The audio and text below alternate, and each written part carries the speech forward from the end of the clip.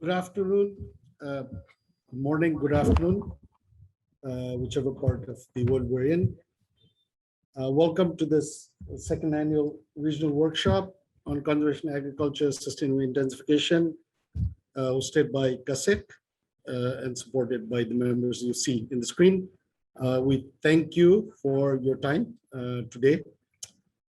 We are in different spots. I mean, you will see the CASIC executive board team is at the Royal University of Agriculture, and then we're hosting from some other places, and all of us are in different areas. So once again, thank you for joining. I would like to just begin by going into the concept of the workshop. This was, for those, quite a lot of us have attended. We were the second workshop. This is the second workshop after the regional training on appropriate scale mechanization and conservation agriculture that was held in 2019 in Siem Reap. And the focus then was on development and transition towards conservation agriculture, intensification and agroecology. And this continues as per the recommendations from that workshop in 2019, where most of the participants wanted to listen to more examples from the region.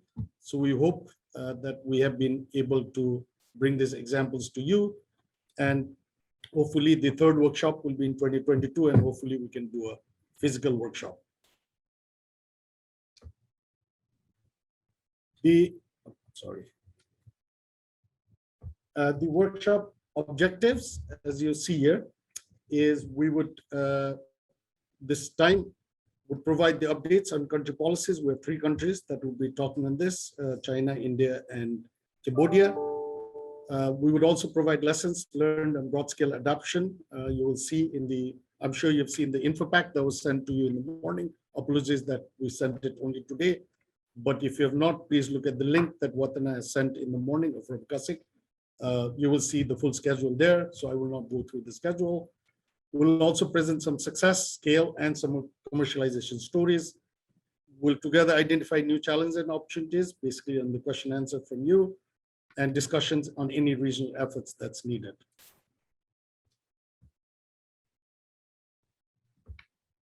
Again, important of this workshop, this is also linked to the ASEAN workshop. There is a workshop with UNESCAP, ASEAN, and a regional project called ASSET, which is the Agroecological and Safe Food Transition System, Food System Transition Project, that's led by Siraj and Gret, and has a multiple around 26 partners, including universities, development NGOs, and others. So this becomes an important one, and the workshop will be held on November 8th and 9th. We just got the confirmation. The ASEAN Secretariat has confirmed that this will be held, and this is also important because the ASEAN Secretary is looking at sustainable agriculture and coming up with more information on sustainable agriculture. So the finding from this discussion, or at least the issues that are raised in this CASIC workshop, will also feature in the ASEAN workshop to be held October 8th and 9th. And I believe that workshop is by invitation, but I'm pretty sure some of you that are attending today will be part of that workshop. So we had, just to give you a brief, we had, in total, we had 141 participants that registered from 38 countries. Now, we don't, of course, have them today. I think we have around 80 or 90 participants that have joined today. It could be that the link that was sent, maybe there was some problems, but still we have a good number, and we're really happy. There are a lot of participants from Africa also. We saw that, that's great. And you will see Cambodia is on the, Cambodia has the majority of people that are attending, including the different fields of professions that people are in. So we have people from the government, from the development partners, students, and others in this workshop. So we're really happy that it is a multidisciplinary audience that we have today. With this, I would like to go quickly into the agenda of the workshop. This we will Sorry about the slides. It's a little. So we are right now in the opening session, and I will address excellences in a bit. The session one, the technical, there are 5 technical sessions you might have seen. So the first one is on conservation agriculture, sustainable industry status in Asia. The second one would be addressing the technical challenges. Third one is managing the diversity in the CASI systems. Fourth one, driving the dissemination process. And finally, we'll hear from AFD as AFD plays an important role in the region to support the conservation agriculture, agroecology in general in the region. And finally, we'll also do a recap with the consultative discussion at the end of the workshop tomorrow and with a closing session tomorrow. So today we'll cover session 1 and 2, and tomorrow it's session 3, 4, and 5 with the closing. Just before I start and give the floor to our honorable speakers, I would just like to let you know, this is, I'm sure you're used to other Zooms, but this one you will be muted throughout. There'll be, the chat box is also disabled because there's a lot of participants, but you'll be able to, there's a question answer, function, Q&A function right below your screen, which you'll be able to type in question for the different sessions.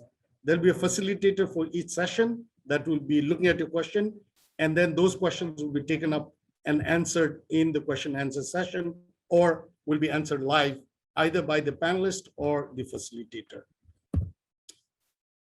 With this, without further ado, I would like to welcome excellencies, and particularly I would like to start with Mr. Opatia, the Deputy Director General of the General Director of Agriculture, Ministry of Agriculture, who is also the Vice Chair of the CASIC Executive Board, to provide the opening remarks. The floor is yours, Mr. Opatia. Thank you, Rajiv. សូមជម្រាបសួរអាដាមអស់លោកស្រីទាំងអស់ដែលមានវត្តមានជារសៀលនេះនៅក្នុងសិក្ខាសាលាដាក់ប្រព័ន្ធលើកទី 2 ដ៏មានសារៈសំខាន់ណាស់នេះ Good afternoon, ladies and gentlemen, national and international distinguished guests, all valuable participants of the workshop. This afternoon, I have a great pleasure to deliver a welcome remarks at this CASIC second annual regional workshop on conservation agriculture and sustainable intensification, called CASI, and agroecologies. On behalf of CASIC Executive Board and myself, I would like to express my warm welcome to all valuable participants and the working group for collaboratively organizing this significant workshop. And I would like also to warmly welcome your presence and participation to this afternoon event. In this opportunity, I would like to thank all supporters and other development partners in technical and financial support, especially all subcommittee members. Excellency, ladies and gentlemen. Agriculture is one of the priority sectors of the Royal Government of Cambodia, supporting economic growth, food security, rural development, and poverty reduction in Cambodia. The sector has contributed to 20.71% to GDP and employed about 32.30% of the workforce. Conservation, agriculture, and sustainable intensification contribute to achieving the key policy and strategy of the Royal Government of Cambodia, especially those related to sustainable agriculture development, combating land degradation, biodiversity conservation, and climate mitigation and adaptation. Conservation, agriculture, and sustainable intensification and agroecology present a new pathway to sustainable agricultural production and land management while safeguarding biodiversity and soil organic carbon accumulation, conservation agriculture present an innovation practice in agricultural production system, leading to greater ability and livelihood of farmer and community to be resilient climate change impact and economic shocks. Excellency, ladies and gentlemen, Cambodian Conservation Agriculture and Sustainable Intensification Consortium, called it CASIC, act as a coordination body in matter of promoting conservation agriculture and sustainable intensification in Cambodia, and is composed of a wide range of senior government officials who make up the steering committee and executive board member. CASIC has a wide network partner, including key organizations at the subnational level and farmer cooperatives.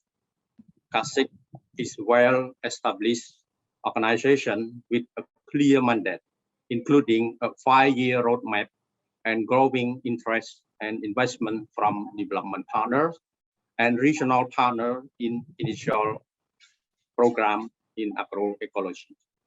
Based on this result, promising regard to agronomic, economic, and ecological performance, CASIs and agroecological practices has been adopted by farmer and agricultural cooperatives. It is significant to note that in terms of agroecology and conservation agriculture sustainable intensification, Ministry of Agriculture, Forestry and Fisheries has embarked on its major mission to ensure food security and surplus for the people across the country.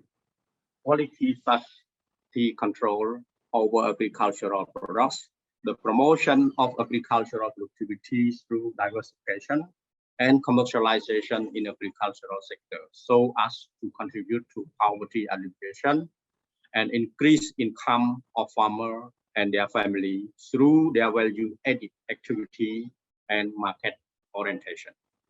Excellency, ladies and gentlemen, today, second annual regional workshop has a good linkage to ministry mission, and that's of the development partner and private sector as their strategic cooperation framework focused on production, diversification, and commercialization in the context of sustainable environment and agroecology. In this regard, I strongly believe that through today's second annual workshop, we will see the project partner advantage and its beneficiary who benefit from capacity building and the support for the modernized agricultural techniques and draws on good experiences of scaling up agroecological environment and CASI innovation from regional to local level. Excellency, ladies and gentlemen, I hope that today's event will bring fruitful discussion and exchange of experiences, opinions among concerned institutions, development partners in their collaboration to promote agricultural sector and social development at present as well as in the future. The input from all of you today are key for the improvement of the implementing strategy and approach. This is particularly true as doing agriculture does not just mean to supply the household with the products, but to commercialize them through material support, techniques, and skill teaching and business interaction. Once again, I would like to express my sincerely thanks for Excellency, ladies and gentlemen, national and international distinguished guests for taking part in the second annual regional workshop for today and tomorrow. Thank you very much for your attention. Thank you.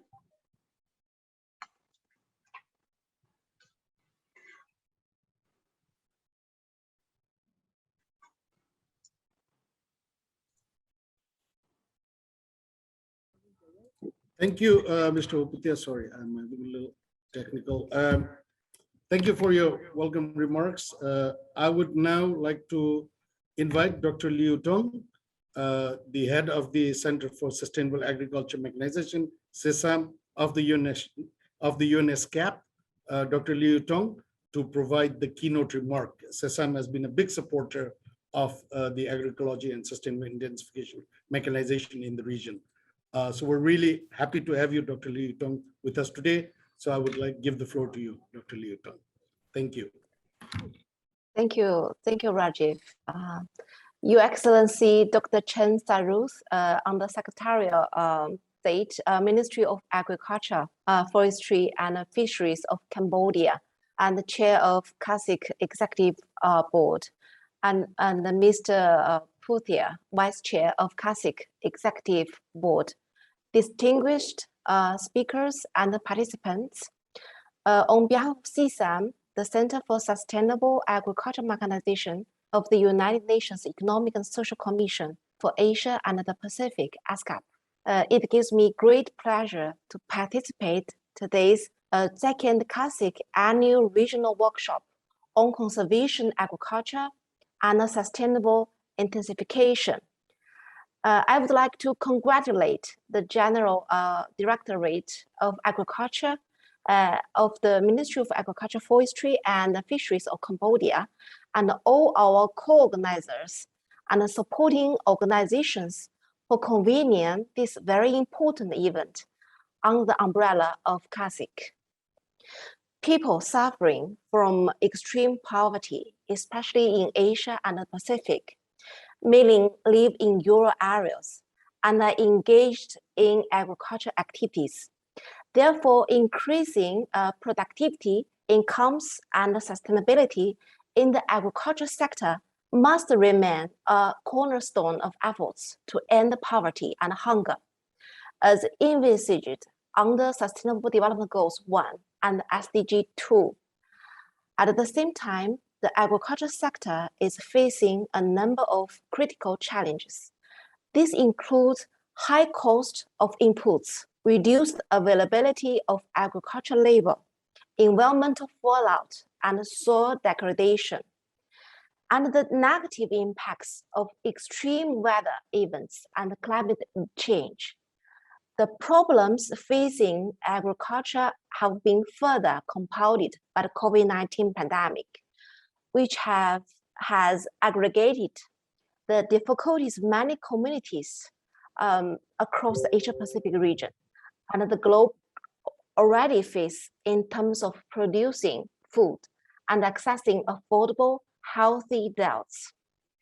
As is so often the case with crisis, it is the smallholder farmers and resource-poor communities who are hit disproportionately hard. Looking ahead, we need to transform our food systems, and we need to build back better. Last week, the United Nations convened the first Food System Summit following an 18-month process, during which countries and key players committed to new strategies for more inclusive, resilient, and sustainable food systems for everyone. In the words of the United Nations Secretary General, Mr. Antonio Guterres, quote, "Change in food systems is not only possible, it is necessary for people, for our planet, for prosperity," end quote. So conservation, agriculture, and sustainable intensification are among the key approaches to address the prevailing challenges. Conservation agriculture can conceal economic viability, social balance, and the environmental health, as well as climate change adaptation, which are crucial elements for the long-term improvement of food production, smallholders' welfare, and poverty alleviation. It offers the benefits of improved input, use efficiency, improved soil characteristics, reduced soil erosion, increased yields, greater profit, and increased resilience to climate variability and change. Thus serving the plan of action for people, planet, and prosperity embodied in the 2030 Agenda for Sustainable Development. However, while conservation agriculture has some footprint in parts of Asia-Pacific region, overall coverage continues to be limited owing to various constraints. One of these key constraints is availability and application of appropriate machinery and equipment. Hence, in supporting conservation agriculture, there's a key role for sustainable agricultural mechanization involving various levels of farm power and machinery ranging from manually operated hand tools to more advanced machinery like no-till planters. To fully realize this potential, we must address the inadequate availability at the local level of suitable tools and equipment, particularly for smallholders. In addition, we must develop technical and institutional capacities to promote regional and South-South cooperation. As one of the regional institutions of ASCAP dedicated to promoting sustainable agricultural mechanization, CSAM has been contributing to ASCAP's vision of inclusive and sustainable development in Asia and Pacific. Keeping in view its mandate, CSAM has focused the efforts on assisting member states to progress towards the relevant SDGs through 4 areas. 1, serving as a dialogue and exchange hub for the region on sustainable agricultural mechanization. 2, providing technical and policy-oriented training to a wide range of stakeholders. Thirdly, promoting more integrated regional trade in agricultural machinery. And fourthly, enabling South-South and triangular cooperation and multi-stakeholder partnerships. In the past, CSAM has been honored to collaborate with the Ministry of Agriculture, Forestry and Fisheries, as well as other partners in Cambodia, to co-organize the regional workshop on the role of mechanization in strengthening smallholders' resilience through conservation agriculture in Asia and the Pacific in 2018, and the regional training on appropriate scale mechanization for conservation agriculture in 2019. We are delighted to have an opportunity to continue this collaboration through today's workshop. I would like to especially thank His Excellency Dr. Chen Sarus for his long-standing and strong support to our fruitful collaboration with CSAM. To conclude, I firmly believe that conservation agriculture and sustainable intensification is vital for transforming food systems and enhancing their sustainability and resilience to meet future challenges. At the same time, international and regional cooperation can and must play a due role towards achieving these objectives. Once again, I offer my sincere appreciation and thanks to the Ministry of Agriculture, Forestry and Ministry of Fisheries of Cambodia and our other co-organizers and supporters for convening today's important event and for inviting me to share my thoughts. I thank you. Thank you, Dr. Liu Tong, for your wonderful remarks and your support as always. And as you have mentioned, Excellency Dr. Chan Sarut, it's my pleasure now to invite Excellency Dr. Chan Sarut, the Undersecretary of the Ministry of Agriculture, Forestry and Fisheries in Cambodia, and the Chair of the CASIC Executive Board. Dr. Sarut has been a long-standing, the leadership that Dr. Sarut has given to all of us here has been phenomenal. And I think it's with his leadership, along with Excellency Om Kem Ser, leading the steering committee of CASIC, and that all of us members have been able to work hard to bring CASIC to where we are today. So, Excellency Dr. Chan Sarut, it gives me great pleasure to invite you to give the opening remark to this important workshop and to open the workshop. Thank you, Excellency Dr. Chan Sarut. Over to you, Dr. Chan Sarut.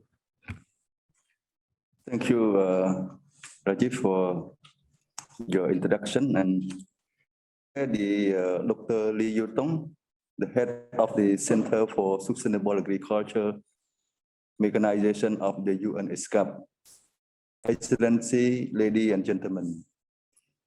Thank you all for attending this CASIC second annual Conservation, Agriculture, and Sustainable Intensification and Agroecology Regional Workshop. It is my great pleasure and privilege to preside over the opening ceremony of the CASIC second annual Conservation, Agriculture, and Sustainable Intensification and Agroecology Regional Workshop after we completed the first regional training on appropriate scale mechanization for conservation agriculture in May 2019 in Siem and Kampong Cham province, Cambodia. And I would like to take the opportunity that to the UN CSAM, as the Dr. Lee Yu-Teng mentioned it, that we have a good collaboration. As I remember well that start belief and support from the member of the governing board of the UN CSAM meeting was held in Kathmandu in 2018. And since then, the conservation agriculture and sustainable agriculture become more popular, and also most of the member country in Asia and Pacific also consider is also the one part that relate to the sustainable agricultural mechanization in this region as well.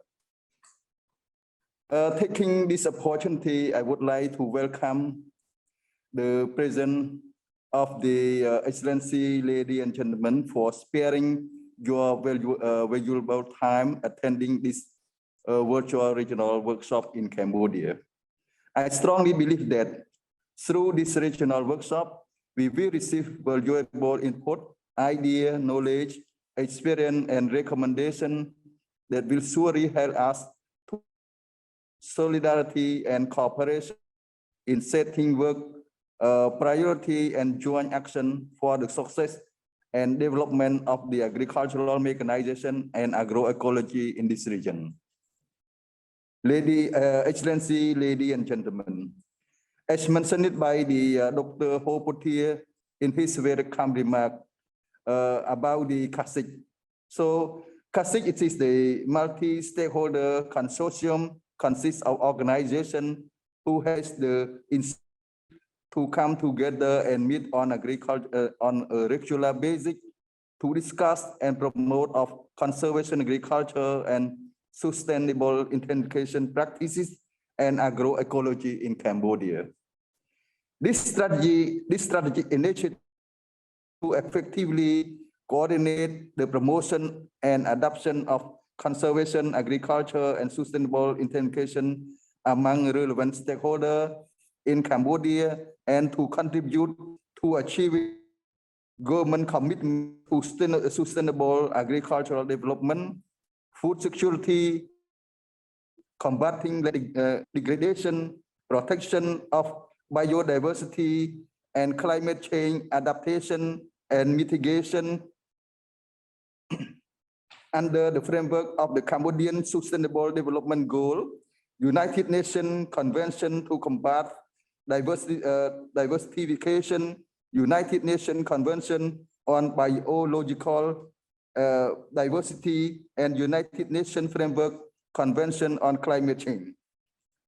In good cooperation with the CASIC partner, we have planned to continue organizing the regional workshop in Cambodia in collaboration with UN CSAM, Asia, CIRAD, and Swicontact and partner in 2021.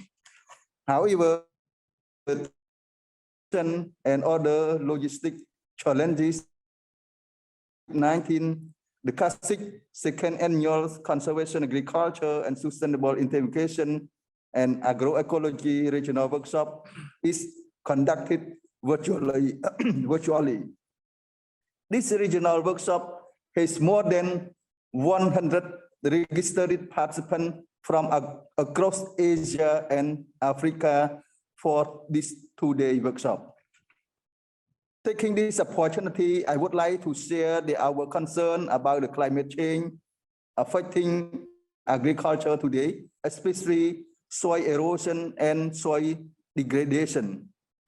In response to this concern, a number of measures has been taken and implemented during conservation agriculture, which has been implemented in Cambodia since 2004. However, we have encountered a number of challenges, such as lack of awareness raising on conservation agriculture, especially the lack of the sustainable agricultural machinery for conservation agriculture, and the lack of agricultural machinery services provider for conservation agriculture, which is an important and indispensable part of in promoting conservation agriculture and agroecology at present and in the future. Therefore, the topic of this regional workshop is necessary and important to share experiences and good practices on the role of the mechanism in strengthening the climate resilient agriculture of the farmer and other stakeholders through conservation agriculture and agroecology. Therefore, the term of this regional workshop is necessary and important for us, this regional workshop. Excellency, ladies and gentlemen, I strongly believe that good result will be obtained from this two-day regional workshop, and I would request all participants to share good experiences related to the role of agricultural mechanization for conservation agriculture and agroecology, and find out what challenges and take action toward establishing the regional network on agricultural mechanization for conservation agriculture and agroecology. On behalf of the Ministry of Agriculture, Forestry and Fishery Cambodia and Chairperson of CASIC Executive Board, I am willing to assure of our commitment, contribution, and continued cooperation with all our partners in order to promote the sustainable development of conservation agriculture and sustainable and intensification and agroecology in this region. I would like to thank our partners such as the Asia Sea Contact, CIRAT, UNCSAM, and FAO, who has supported the organization of this event. With this regard, I hereby officially declare the second CASIC Annual Conservation and Sustainable Integration and Agroecology Regional Workshop open. Thank you. Thank you, Dr. Sarut, for your opening remarks. I'm just having a small technical difficulty. Apologies if you can't see me. I would like to apologize to Excellency Dr. Bunthan for missing out in my address. I would really like to welcome also Excellency Dr. Bunthan, Rector of the Royal University of Agriculture, and Dr. Seng Wang, the Director of the Department of Agriculture, Land Resource Management. Apologies for missing out in the beginning. All excellencies that are participating in this call, I would like to thank you. I'd like to thank now Dr. Liu Tong, Mr. Opatia, and Excellency Dr. Chan Sarut for your opening remarks and for this opening session. With this, I would like to thank everyone and would like to now hand over to start the technical session. And thank you, excellencies, that we're remaining on time, even though I think I took up a little bit of time, but we're 4 minutes a little ahead. But I would like to hand over now the screen to Mr. Anshuman Burma, who is also the Deputy Head of CESAN, to start the session on the Conservation Agriculture Sustainable Intensification Status in Asia. Just before I hand over, I would like to take this opportunity also to thank the organizing team as well as the coordination team, and particularly Watana, Manit, Ria, and the CASIC Secretariat team for Dari for really spending a lot of time to organize this big event. Thank you, excellencies. Thank you, everybody. Anshuman, over to you now. Thank you very much, Rajiv, and excellencies and distinguished participants. I'm Anshuman Verma, the Deputy Head of the Center for Sustainable Agricultural Mechanization, or CSAM, of United Nations ESCAP. And it's indeed my pleasure to be the facilitator for this session 1 on conservation, agriculture, and sustainable intensification status in Asia, in the Asia region. This session is for about 1 hour, and I think we are fortunate to have amongst us a distinguished panel of presenters who will share their ideas and perspectives with us. And then we can have a Q&A session to exchange further thoughts and ideas. So just at the outset, I would like to outline the objectives of this session 1. The objective of this session is to show how the selected countries that will present here in the session have progressed in their CA and SI implementation, and to showcase some of the success stories that have emerged from there. At the end of the session, the takeaway message that we would really like to go away with is we hope the audience can get an idea on how the CASI has progressed in the countries, and the success stories could help the participants in understanding on the regional perspective and the overall direction that CA and SI is heading in our region, and to be able to use that to draft concept notes or to emulate best practices in their own countries. So I'm sure we will have a vibrant round of discussion to be able to move towards this objective. So with that, I would like to take the opportunity to introduce our distinguished panel of 3 presenters in this session. First of all, I'd like to welcome Dr. Seng Wang, the Director of the Department of Agricultural Land Resources Management of the General Directorate of Agriculture of the Ministry of Agriculture, Forestry and Fisheries of Cambodia. Dr. Seng Wang has obtained his PhD in soil science and has over 25 years of experience in various related topics such as soil research, land management, and crop nutrition, and so on. He is a widely published author and has also co-authored, a number of articles on research themes. So we are very glad to have him to talk about the Cambodia status for CASI. Our second speaker in this session is from China. I'd like to welcome Professor Li Hongwen. He is director of the Conservation Tillage Research Center of the Ministry of Agriculture and Rural Affairs of China.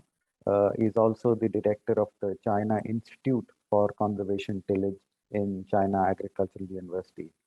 He is a Changqiang Scholar at China Agricultural University and a Taishan Scholar at Shandong University of Technology in China.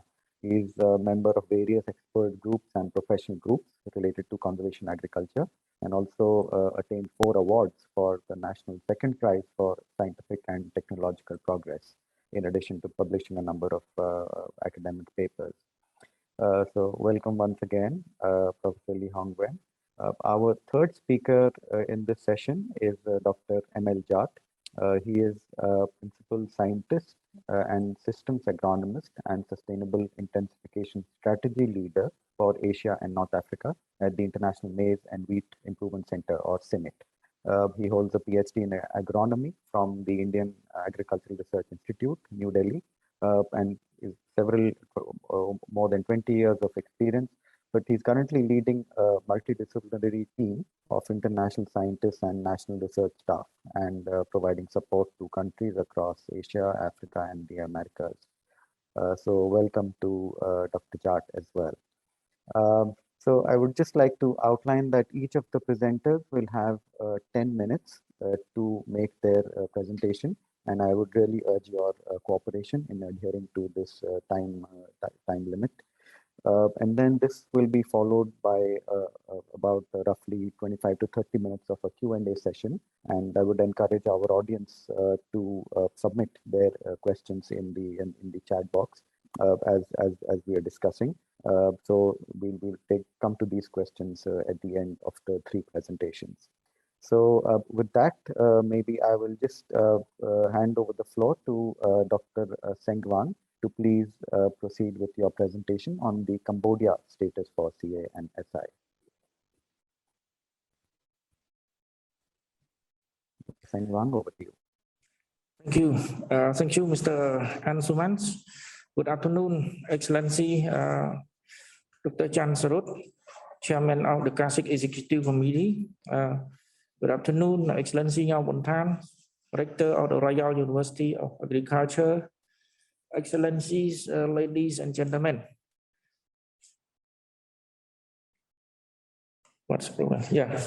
So I'm at the second regional workshop on conservation agriculture and sustainable intensification. I would like to bring you an update of the work of conservation agriculture and sustainable intensification in Cambodia at these 2 days workshop. I cannot see the slide. What's happened? You can see on the screen. Yes, on screen. Okay. Oh, okay. Yeah. Okay. As Mr. Ansuman mentioned, the objective of the session. Yeah. So everyone is aware of that. Next slide, please. Control. Dr. Senwa, you have the control, so you can change the slide.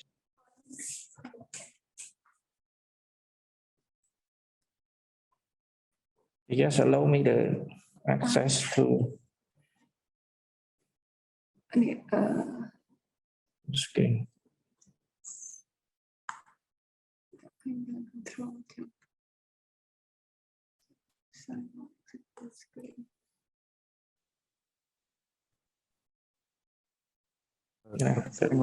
I can also scroll on your behalf. You can just tell me. So Yeah, sorry about that. Please be with us.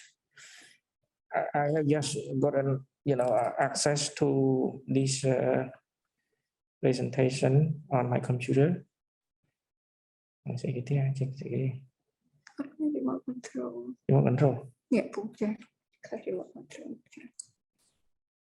Anh tranh sẽ ghi gì ở đây tích thời ở đây đấy là chia slide là cả chia sẻ này.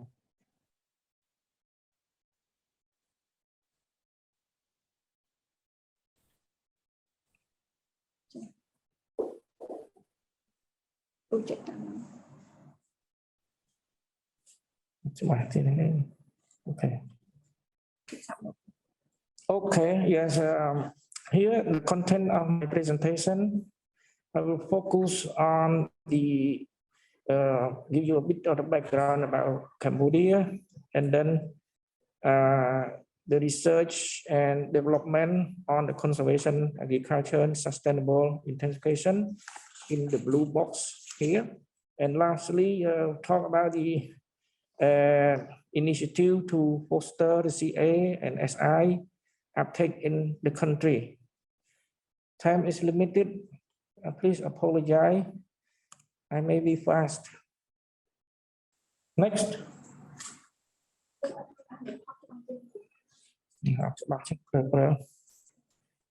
So, sorry, the slides not come out clearly to me, but this is a background about Cambodia.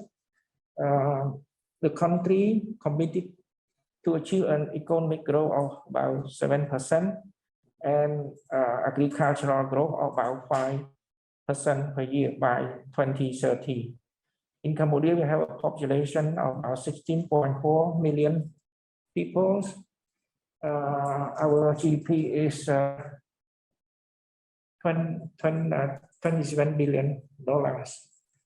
Agricultural sector contribute about 26% of the GDP, and the country land area 181,035 square kilometers. The national forest cover of the country is about 47%, equivalent to about 8.5 million hectares. The agricultural land of the country is about 7.5 million hectares. In that, we have the paddy fields of about 4.3 million hectares, and the non-rice area are about 3.2 million hectares. Please, next slide.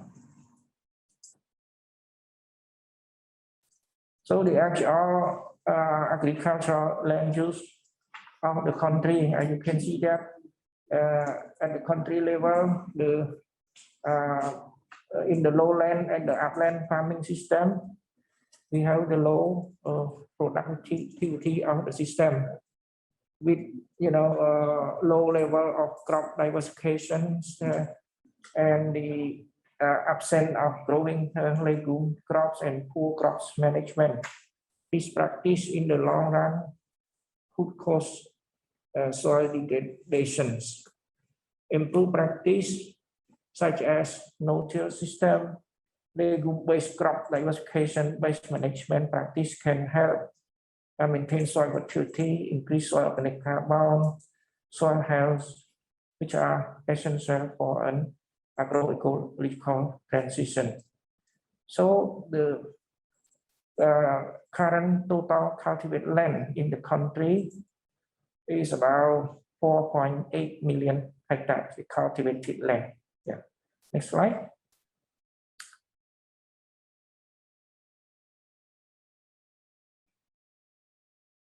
Next, please. Okay. Yeah. This is the status of the land degradation in the country. So you can see in the map, the pink and the red area refer to the vulnerability of the different soil erosion class. So we have about 500,000 hectares of the soil are very highly vulnerable to erosion. In the map, it is the red color areas, and about 7.6 million hectares are moderately eroded soil. So we have a lot of smallholders farmers are particularly vulnerable to climate change because they have high dependence on rainfall and minimal crop diversification. About 6.3 million Cambodian farmers living on the degraded agricultural land. They are practicing poor land management. Next slide.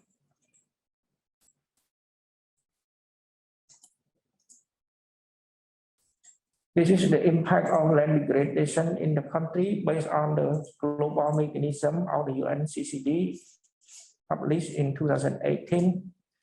We have an estimate of about $677 million or 3% of the country GDP cost of land degradation.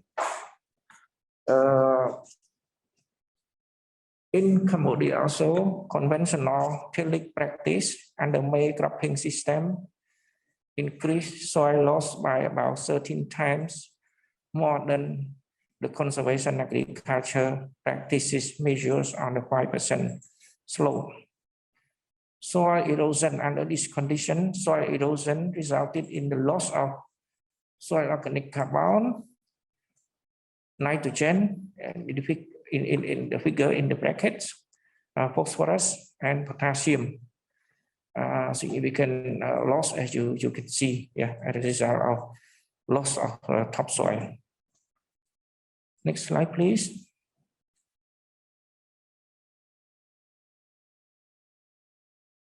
Now, given that the problem that I presented in the previous slide, we have the options of introducing the conservation agriculture in the country based on the three principles: no-till crop, permanent cover of diversity and green cover, and crop rotation. Okay, we have the three principles. That principle, as you can see in the picture, that can bring benefits to the soil by soil restorations, soil organic carbon accumulation, improve water infiltration, and enhance nutrient efficiency and profit. So what we do, please, next slide. Sorry, everyone, that we may take a lot of time. Yeah.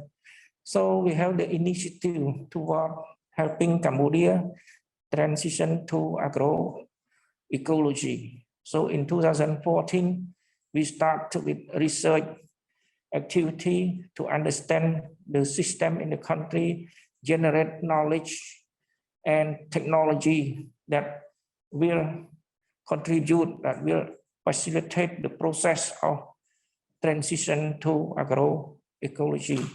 As you can see, we start from 2014, and then in 2008, 2013, we have another phase of the project.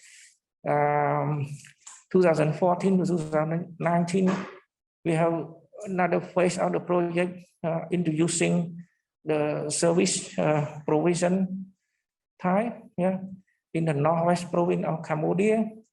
And in 2018, we start engagement of private sector to provide service for conservation agriculture practice, such as cover crop machinery, through the support project on conservation agriculture service with a fee. Then in 2019, 2020, we start to establish the platform, the national platform called CASIC, yeah, to further strengthen the conservation agriculture and sustainable intensification, moving towards the agroecological transition. So this year, 2021, we have some support program by AFD, by EU, on asset, as you know, agroecology and safe food transition, safe food system transition, and water management for agriculture transition in Cambodia, yeah, and Siem, which supported by USAID, CASIC supported by Swiss Contact, SEC, yeah. So next slide, please.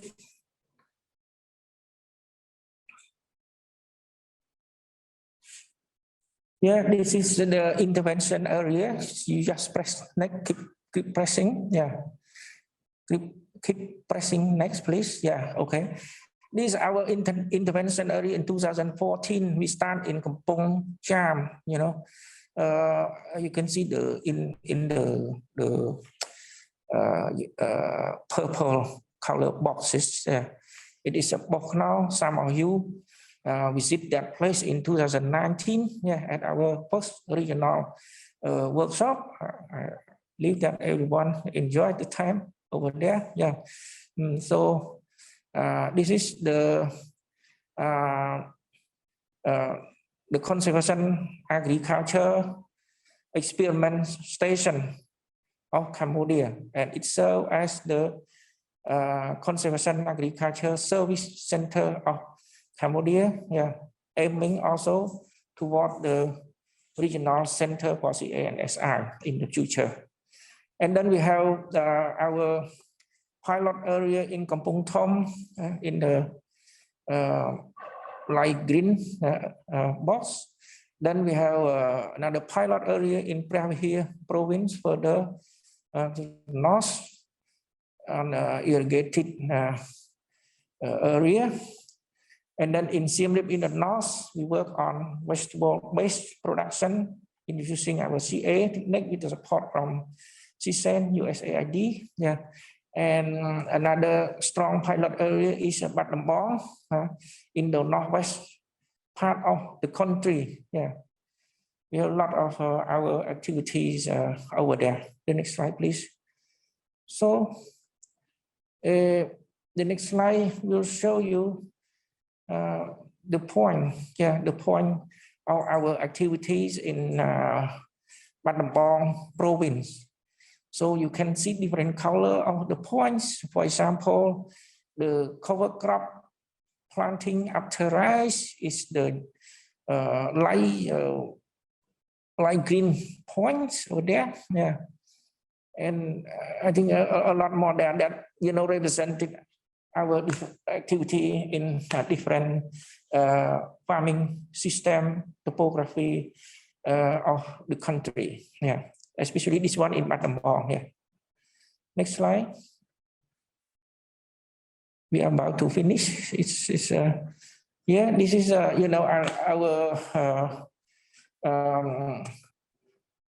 if you like, pathway to developing adaptable management practices. This kind of our promising technologies or base management practices are incorporated in the development programs, so that we can move toward a safe and sustainable food system. So we design the agroecological cropping system and assessing their impact and performance. So to make sure that the practice are adaptable by the Cambodian farmers. So as you can see, historically from 2004, 2008, 2010, 2015, and 2020. Yeah. Next slide.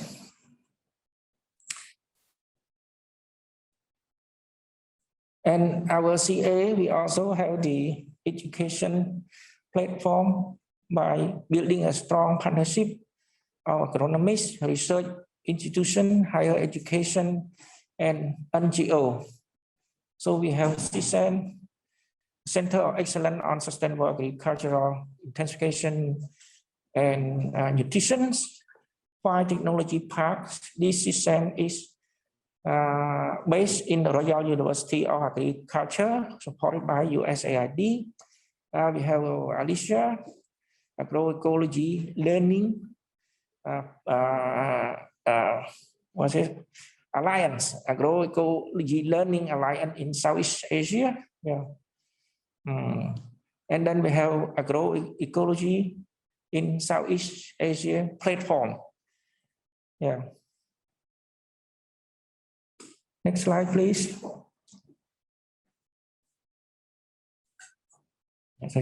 So this slide presents about the CA adoption in terms of the land area in Cambodia. So in the red box, it is the CA adoption under project activities. Okay, so from 2010 to 2012, and in the green box, you can see the trend in the adoption of the CA with the fee money, with the service provider.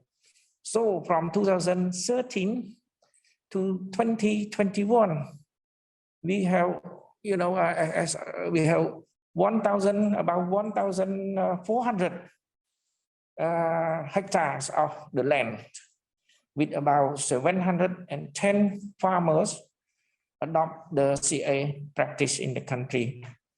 This area and the number of farmers are relatively small yet, but we have seen the sharp increase, within about 10 years period, from like starting with about 31 hectares only, so up to about 1,400 hectares. Next, please.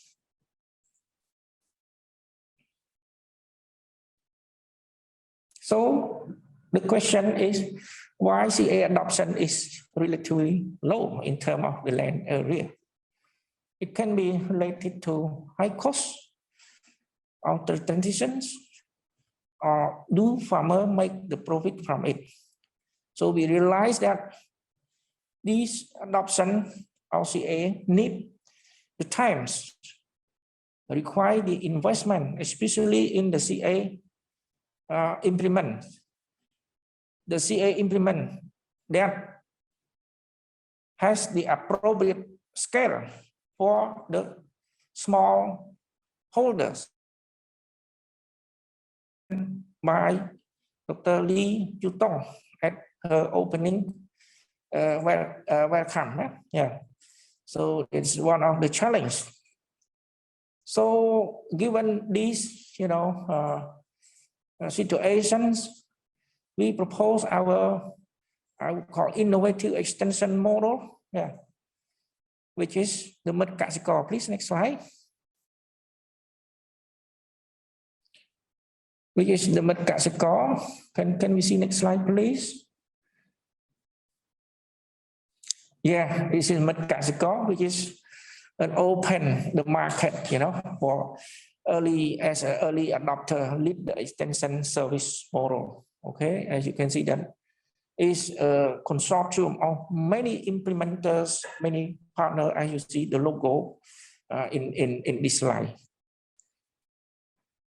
So the concept of the mật cạ xì cò extension model is to open the market for private sector investment on CASI through the government agents and the private sector for the smallholders, in Cambodia, smallholders. Okay, next slide, please. Yeah, sorry, Mr. Ansuman, it take a bit time. Yeah, but it's going to finish soon. Yeah, so this is just the unique features, a unique feature of the mật cạ xì cò model.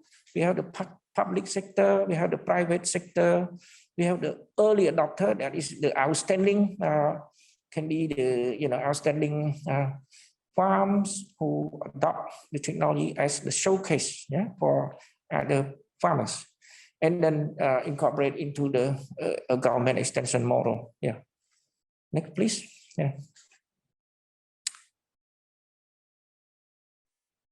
Yeah, we have the step of mật cạ xì cò. We start with, identification of the potential agricultural cooperatives and farmers, and service provider, the blue circle.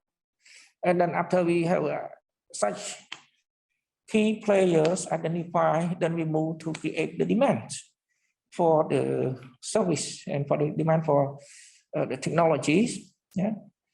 And then we will do the field showcase with the early adopter. Yeah. And then we do commercialized demonstration in a larger scale demonstrations. Yeah. And then after we have this kind of commercial demonstration, we will have the meeting, the annual meeting, to share the result, to share the experience with key players. Yeah. And then promotional meeting with private sector. So this, we are in progress of this mật cạ xì cò model in our target province. Please, next slide. Very close to the end. Please bear with us. Another slide is we also work to explore the carbon market. So, carbon certification process in agriculture, it takes a long time. Yeah. And then farmers are not willing to wait for this, because they would like to adopt straight away, but without, taking the risk with the new technologies, without say incentive. Yeah. So in as 2021 pilot in Cambodia to incentivize farmer during this process 2021-2025. This is the duration of our project on exploring carbon market. So just to let you know that this is one of our current work in the country. Yeah. Next slide, please. Close to finish, I think this one is the takeaway message. One more, please. Yeah, this is CA implement support scheme in the country. Yeah. So you can see that you know, why we have the smallholder and we have to talk about the service provider. So can you back to the previous slide? Just hold on. Yeah. So regarding the CA implements, if you can see this slide, they have different courses, different costs of the different costs. So you can see in the figures, the total of soil cultivator is 3,000. 3,000. Land leveler about 3,000 to 7,000. What's that? 6 broadcaster, roller crimper, and no-till planter. So these implement together cost about $27,000 plus the combined harvester, another, I don't know, maybe 30,000. So it will be a lot for the smallholder. So in this case, we need the service provider. Service provider is the way, Yeah. So next.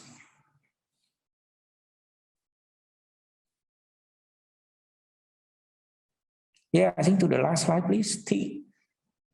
In Cambodia, we progress also with the CASI institutionalizations. So as you can see on the left box, we have the,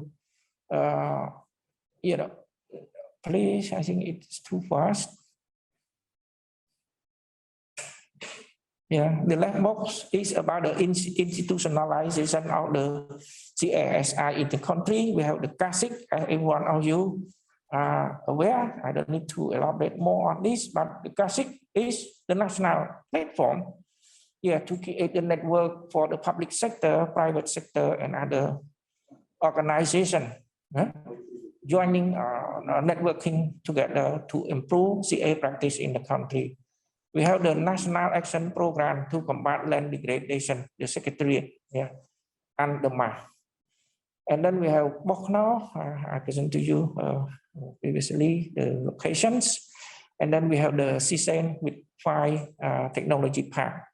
On the right-hand side, we have the regulatory framework that really the umbrella for our supporting our implementing program activities, such as the National Action Program to combat land degradation of the country, the royal government support as coalitions for the transformations of food systems through agroecology led by France, as of 16 September this year. The FAO and IFAD also joined support to these coalitions. And we have the, CIRAD and Swiss Contact joint support on the CSI in the country and many other CASIC 5 years roadmap on the CASI finalized. We have both now conservation agriculture experiment stations, or conservation agriculture service center, 5-year roadmap. It's going to be finished very soon. And we have one for Cham program, AFD EU support program, water resource management and agroecological transition for Cambodia, phase 1 implementation. And then in the coming, we have the rainfed agriculture technology development program for Cambodia as well. This is under feasibility study basis. And this is like the support program in the regulatory framework, the policy, the strategy, and the support program in the country. Thank you. Next slide. I think the next is the key takeaway that we would like to share with you as well. The key takeaway message, such as you see in Cambodia, CA and SI has progressed and successfully evolved into agroecology and safe food system transition as of recent years, starting 2020 from 2020. Why? Because the CASI has the historical development basis with well-designed objectives. As I show you in the previous slide, we have a strong commitment of the government, such as MAF, and development partners, AFD, AU, SDC, USAID, NGO, we have Swiss Contact, we have CIRAT, and private sector, such as Smart Agro. These are very, very vital partnership. It is a must have. And of course, we have the innovative extension model, CASIC, which is an additional approach to scale out the CASI practices in the country. It takes time, to impact. CA and SI institutionalization and supporting framework are also vital to a successful transition. Thank you very much. And with this, I would also like to thank Dr. Florence, Mr. and all the CAS team members of the Department of Agricultural and Resource Management who work hard in the field and in the leadership to bring this slide for me to talk and to share with you all. And also thanks the organizer of the workshop led by Swiss Contact. Yeah. Thank you very much. Yeah. Back to you, Mr. Anshuman. Sorry for taking a lot of time, I believe. Thank you, Dr. Sangwan, for your very interesting presentation. I think, yes, we overshot a bit because of some of the technical issues, but I think it was very interesting to hear about, I think, the comprehensive overview of the progress of CA in Cambodia, and then also, I think, the direction going forward in terms of the carbon market and so on. So yes, I think we can come back to some of these points in the Q&A session. I think we may be able to adjust some of the timing by to take a little extra time in this session. Maybe we can adjust this in the recap session later in the day. So we'll try to manage the time as we go.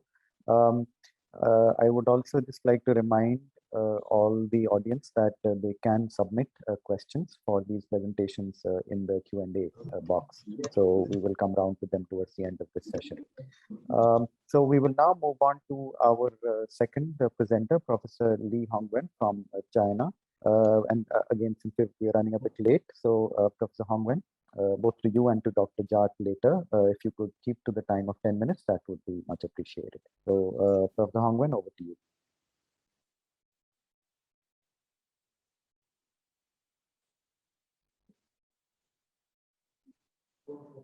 Thank you.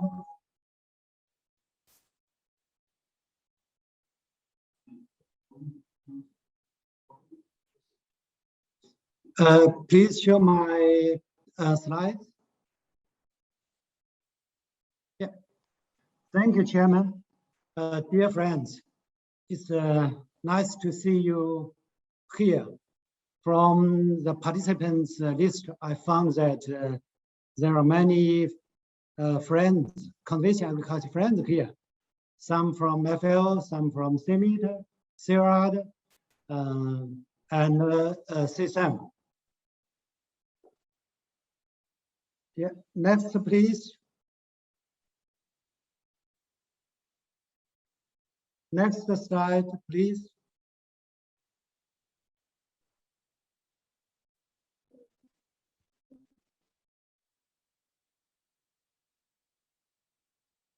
Yeah, last time I visited Cambodia and joined the workshop, the meeting, and I have told the story about what we have done on conservation agriculture or conservation tillage in China. These pictures show what I have saw, what we have done there. Next, please. So today, yeah. Last time, the topic of my presentation is about the policies in conventional agriculture in China. Next. Yes, some slides last time. Next. Next. Yeah, this slide shows that China Chairman Xi Jinping has paid attention, high attention on conventional agriculture. He visited conventional agriculture in China. He said that we should protect the black soil like protect the panda. He also said that we should cover soil with copper stubble. Next, please. 东北黑土地保护高端论坛近日在吉林省长 This 春市 video 召 shows 开。 that China Vice Premier Hu Chunhua joined 2 times international meeting in China, to which focus on conservation tillage to protect black soil. Next.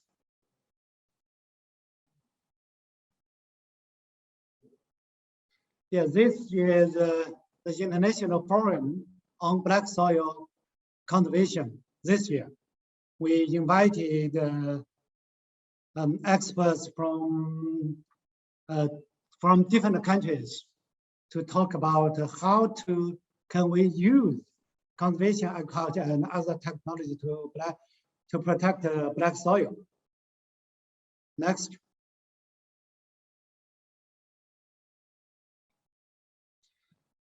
After China research since 1992, we cooperated with Dr. Jeff, who is advisor of Alan Jack McKeel. I know I found Alan Jack McKeel is also here. After that, after 10 years, in 2002, China government started to extend this technology. After about 10 years demonstration extension, from 2020, China central government focused on special air, black soil protection with conservation tillage. We call it action of conservation tillage in black soil. The objective is that to extend the conservation tillage to 99.3 million hectares from 2020 to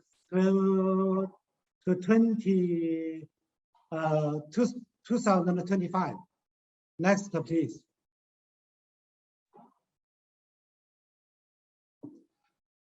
In 2019, China Agriculture established the China Institute for Conservation Tillage in China. We try to use different technology from our university to develop technology, to improve technology for conservation agriculture in China, to give strong support for conservation tillage extension in China. Next. Next, please. Also, last year, we established a professional committee of conservation tillage, China Association of Agricultural Mechanization. This professional committee of conservation tillage will specially focus on conservation tillage training, extension, and something relatively. Next.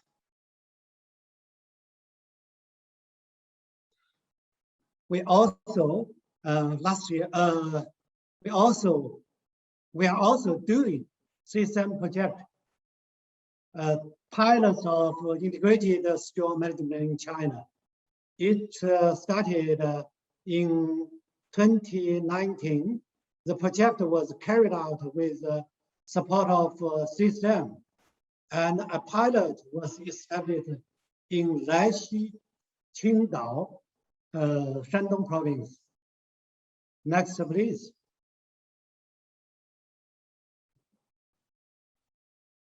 This year, with support from FAO, I found UG is also here. We also organized the Conservation Agriculture Alliance for Asia Pacific, a workshop.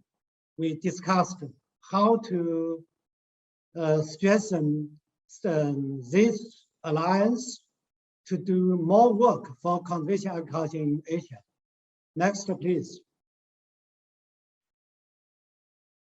The new technology for conservation agriculture, the new machine we have done since last time I visited Cambodia is something like this video. I call it water-jet cutting. We use water to cut through corpse straw, which we hope it can save energy. It can cut very narrow furrow. We have got one PhD graduate focused on this topic. Next, please. We also developed precision high-speed no-till seeders for maize. For maize no-till seeding with precision high-speed no-till seeders, we can improve work efficiency and planting quality. Next.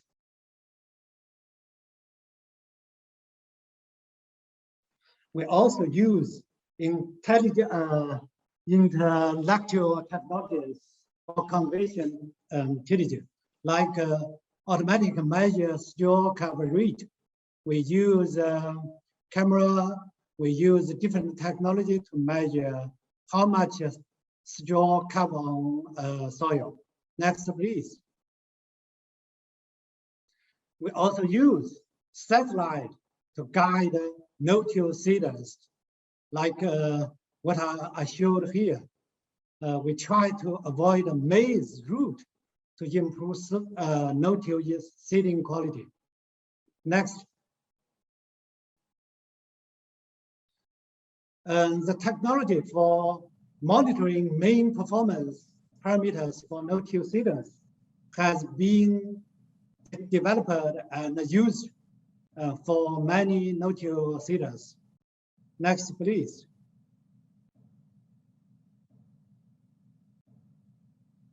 The development of conservation agriculture or conservation tillage in China is like this.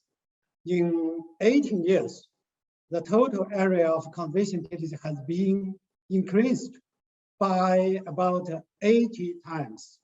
Next, please. Next. Thank you for your attention. Thank you, Professor Lee Hong-wen, for your presentation and for keeping to the time.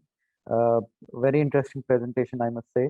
I think there are a lot of technological innovations happening in China that have been outlined, but I think also very clearly you brought out the role of of policy support in promoting of CA, and that's very obvious in China's case, where I think it's gone up 80 times in 18 years.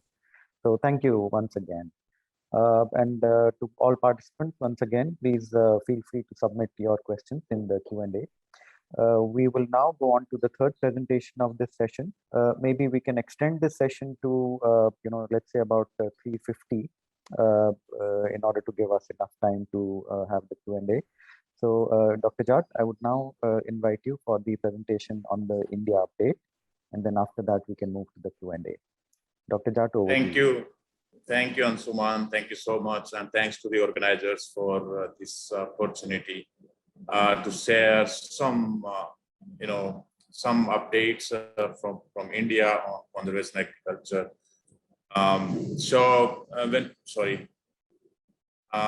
When we talk about India, the current focus in terms of conservation agriculture, sustainable intensification is primarily, the one is on land configuration management, and everything, but then tillage crop establishment and the biomass management through conservation agriculture, that includes no-till and managing residues in no-till systems, and seeding of rice, of course, raised bed planting, and inclusion of the short duration legumes in intensive cereal systems for intensification and diversification, and also associated practices like water management and nutrient management in conservation agriculture, which I will not cover that much. Just to share with you that we got a great success in terms of laser-assisted precision land leveling, which is one of the fantastic examples of impact, at a scale through science and partnership. And this work was started long back with Rice Wheat Consortium, which was an eco-regional program of CGIER and led by the National Agriculture Research System of South Asian countries. And that's where we started. I mean, Pakistan started, of course, Dr. Mustaq Gill is there, and he's going to talk a lot on laser land leveling, because Pakistan started long back in 1980s. But India started in 2001 with the first laser unit. And we got, huge success on this, adopted currently with 7 million hectares. We got 45,000 laser units operated by the farmers. So that's one of the example of the farmers' investment in a technology for water saving, where there is no incentive for water saving. But I think this is one of the best examples, and there are a whole lot of numbers in terms of yield gains, in terms of water saving, in terms of reducing the greenhouse gas emissions, and also complementing the conservation agriculture, because if you got land leveled, the crop establishment in northern systems are better. As I said, we've been working on conservation agriculture in India or South Asia in general over 2 decades now. So what we did was we did a meta-analysis of whatever work was done and come up with some sort of findings so that that can help policymakers to prioritize conservation agriculture. And that was published last year in Nature Sustainability. With these, we see that conservation agriculture contributes to at least 10 sustainable development goals, directly or indirectly. And also, if you see, the meta-analysis, and the performance of conservation agriculture, you can see, from the perspective of the productivity or the protein yield, water use efficiency, and economic profitability, whether it's own station data or own farm data, and you put them together, there is a yield gain, irrespective of the soil types and cropping system, the yield gain of 5 to 6%. There's a huge, increase in terms of water use efficiency, and almost 27% increase in the economic profitability.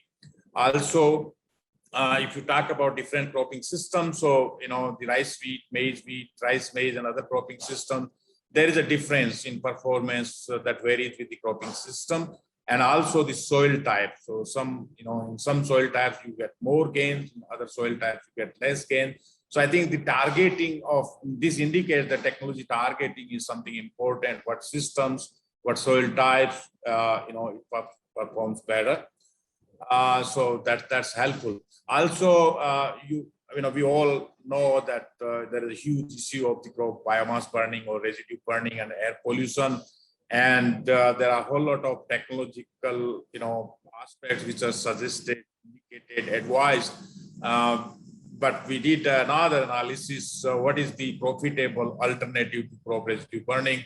And we did an analysis, and you can see this bar in terms of the farmer profit, where you see the conservation agriculture sits on the top. And this analysis was published late in 2019 in Science. And somebody is interested can have a look on it. But we did this analysis from the perspective of the public cost, private cost, and public benefit, and private benefit again conservation agriculture is the best way to manage the residues. Also, in relation and in the opening session I mentioned was made, on the COVID and the conservation agriculture. So last year we did this survey from farmers in northwestern India, and you can see the labor shortage was a huge issue. Of course, other issues were there in terms of market access, seed, and other things. But I think labor shortage was one of the major challenge, and that's where conservation agriculture can help even addressing the crisis like COVID. And we did this analysis, under the COVID scenario, and you can see if there is no labor availability, what will happen to the transplanting, which will be delayed. And if you delay the transplanting, that will lead to the late harvest, and then reduced window between planting of the wheat and harvesting of the rice, which may lead to the shifting of the peaks of the burning towards more of winter months, which may complicate the COVID situation. So this analysis was again published in agricultural systems, and there was a huge impact on this. So an advice was made to the government to take some actions, and the governments were really proactive taking actions on this. So the direct seeded rice was the one which was recommended, and you can see, the benefit also increased during the COVID period because labor costs, increased significantly. So of course, direct seeded rice, you can save on the labor, but that, in the COVID period when labor availability is less, you can have further gains in terms of the, the direct seeded rice. And that's why now direct seeded rice is a new focus of the governments here in India. And for that, there was a lot of effort made during this COVID period. And just to share with you that Punjab state alone got more than 600,000 hectares of direct seeded rice adopted this year. So which is a significant, adoption in terms of direct seeding of rice. So the conservation agriculture is helping not only in conserving natural resources, but also addressing the issues like COVID. We also did this survey from the farmers, whether they are satisfied with the performance of direct seeded rice, for example, in northwestern states of India. And you can see the, majority of farmers ranging from 80 to 90%, they say, they are satisfied with the performance of the direct seeding of rice. So this is a new thing which is coming up. Also, as I said last time, also, in meeting there at Siem in Cambodia, but there has been a significant advancement in terms of the machinery for conservation agriculture. And, there are several variants of the no-till since past 3 decades. And now we talk about happy seeder. We sent one happy seeder to Cambodia as well. But the happy seeder for 2-wheel tractor, to the small 4-wheel tractor, large 4-wheel tractor, so scale appropriate, mechanization. And I think that India got a mechanization hub, especially for conservation agriculture, exporting to some 40 countries. So I think that's one significant advancement in terms of mechanization.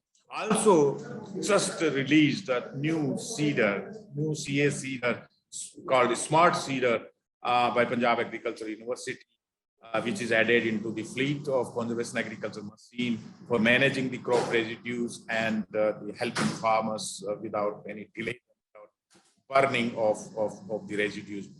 Also, we've been, organizing all the advanced courses on conservation agriculture for Asia, North Africa, and for special courses for Africa. The people coming all across the world, and you can see, these are the people coming, not only the agronomist or soil scientist or engineer, but all across, because it's a multidisciplinary aspect. So, all across the world, people, getting their trainings, on conservation agriculture. Here in India, we got, quite a few manuals, and which are just released. So there is one manual on conservation agriculture and scale appropriate mechanization in a small older systems, a large volume.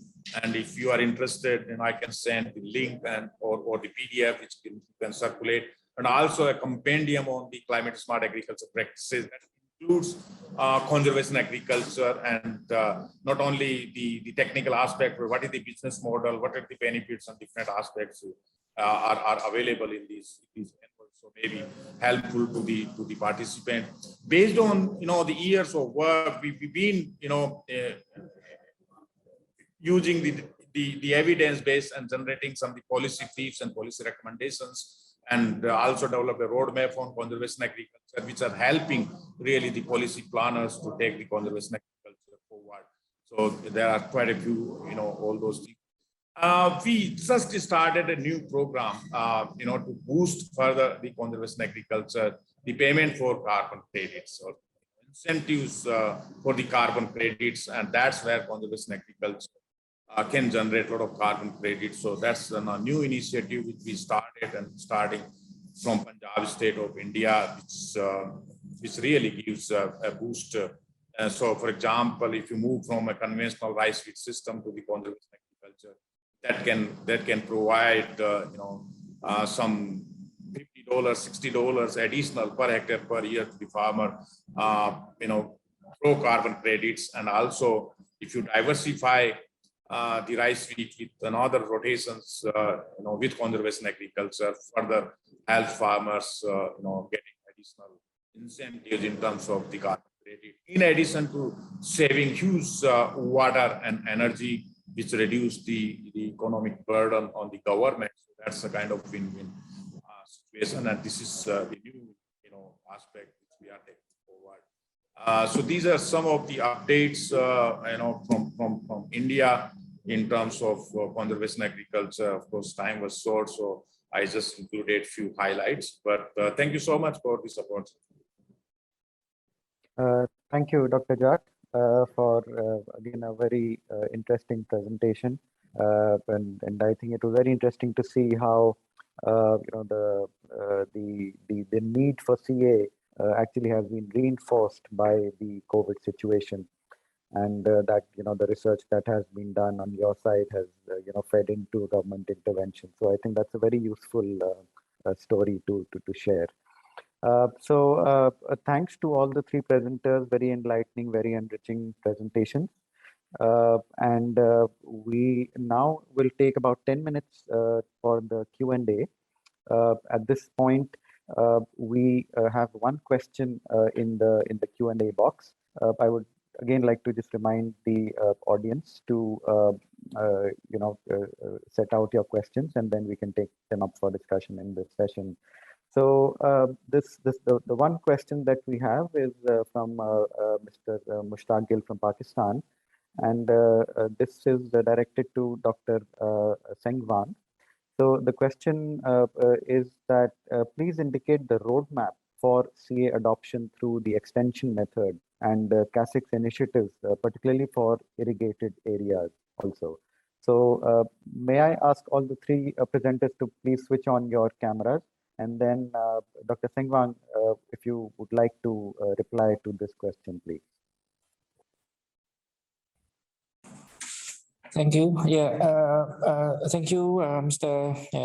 Anshuman, for your great facilitations of the session.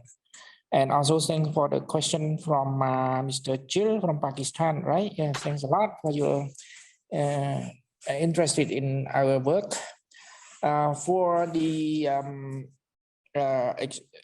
extension model toward supporting the CASI transition, especially in the irrigated area. Yeah, I think he mentioned especially in the irrigated area. So I would like to reiterate that the work on the irrigated area is central in the irrigated lowland rice. As you can see in one of my presentation slide, I think slide 13. So we indicated the work of irrigated lowland in Kampong Thom, and in Preah here we target our work in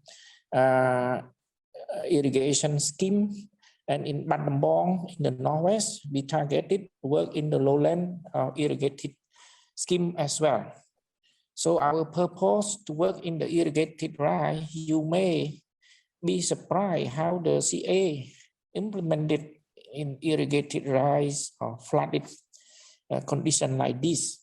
So it is actually aimed to achieve or to sustain the soil health or soil quality of the irrigated rice system by introducing the crop diversification, for example, legumes after rice, introducing the cover crop in order to maintain the soil health, and also introducing the land leveling technique to ensure the levelness of the field that can help improve the water use efficiency by crop, nutrient use efficiency, and the weed control.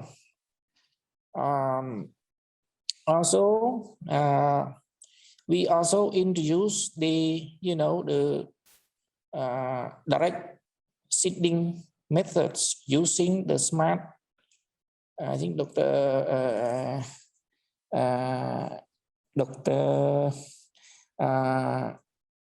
Chad also mentioned about the innovative seeder. We have the also, the smart direct seeder also. So we introduce this to the irrigated rice to improve, the seed emergence rates, and also save the amount of seed or rice seed to be used under irrigated condition. So these are our activity. For the extension model under that system, I think our main goal is to, build the capacity of the local extension people, or the the provincial Department of Agriculture, Forestry and Fishery, and district people or district extension worker, build capacity in this CA and SI based practice, so that they can help further introduce this practice to the other farmers in the local, in their local region or in their local area. Yeah. So I think this is what I can contribute to your question. Thank you very much. Back to you, Mr. Ansuman. Thank you, Dr. Sengwan, for sharing that additional information on the extension side. So while we're waiting for maybe some more questions to come, maybe I could pose one question for Professor Lee Hong Nguyen. And again, like I mentioned, I think it's a very interesting experience that the area under CA has gone up 80 times within 18 years. So, if we were to ask you, what do you think is the most important factor that has led to this sharp increase of the coverage under CA? What do you think that one factor would be, Professor Hong Nguyen? Thank you, Ajma. This question is very important and difficult to answer, but I'll try to give a simple and a clear answer about this question. Do you know that in China, we started conversion tillage since 1992. At the beginning, 10 years, nearly no any attention came from government or something like government support. But about in 2000 or 2001, 2002, the benefits, the result showed to government, to farmers, and farmers, government, local government, and media, newspapers, TV to show this. It was found by central government and it was reviewed by central government. And at that time, maybe some of you know that in China, in Beijing, from 2001 to 2006 or 7, I cannot be see clear. Every year in spring in Beijing, we got several times dust storm and stubble burning. It's very difficult to control dust storm and stubble burning. And when government found that conventional tillage can control stubble burning, reduce wind erosion, then government says that we should support. And with government support, technology research, machine development got more financial support, more people join conventional tillage research. Then research institute, farmers adoption, government support from 3 points, also no-till manufacture from 4 points, 4 sides. All the forces can be focused together to promote conventional agriculture in China. Even from 2015, central government stopped financial support to conventional tillage for nearly 4 years. Maybe from my slides, you found that conventional tillage areas dropped from 2015, but not dropped too much. So it means that most farmers have been accepted, have been used to conventional tillage, have not understand how to continue conventional tillage. But we also found that some farmers go back to conventional tillage again. So I suggest that in Asia, if we want to try to extend the conventional tillage or conservation agriculture, firstly, I don't think conventional agriculture is no tillage. When we talk about conventional agriculture, we can include no tillage, minimum tillage, or reduced tillage. Never just no tillage. If I am a farmer at the beginning, I will never, it will be difficult for me to accept a real no-till. So we can start from reduced tillage to no tillage. Then we must have our own machine. If we want to extend conventional tillage, not just talk about high technology machine, we should talk about suitable machine. Suitable means, machine means the size suitable for our land, the price suitable for our net income, not focus on the best technology machine. Then we should try to get financial support from central government, from different organizations, international organization, national organization, and NGO, all the financial support.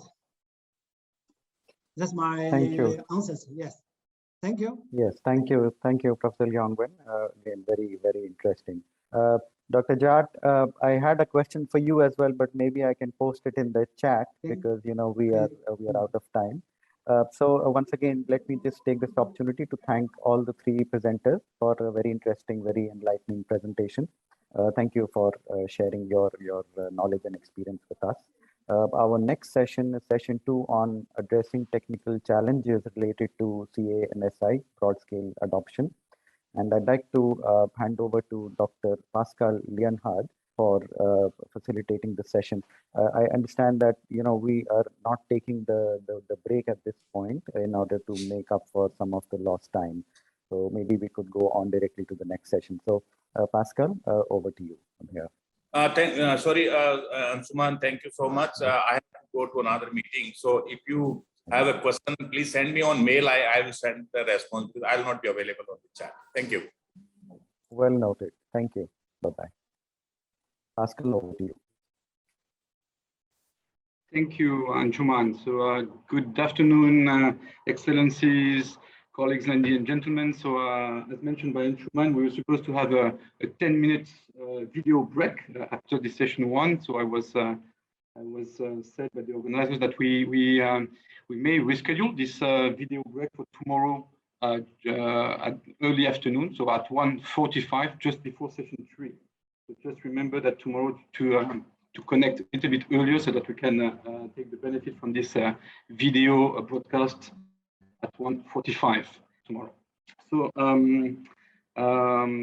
maybe some few words to introduce myself. So I'm Pascal Liénard. I'm a researcher from CIRAD, the French Agricultural Research Center for Development, and I've been working in the region for more than 20 years now, mainly working on conservation agriculture, soil fertility, integrated management, and more recently on agroecology and support to agroecology transition. So I'm currently based in Vietnam, in Hanoi, within the NOMASI, so Northern Mountainous and Forestry Science Institutes, and I'm involved in this asset project that was introduced by Rajiv during the opening session.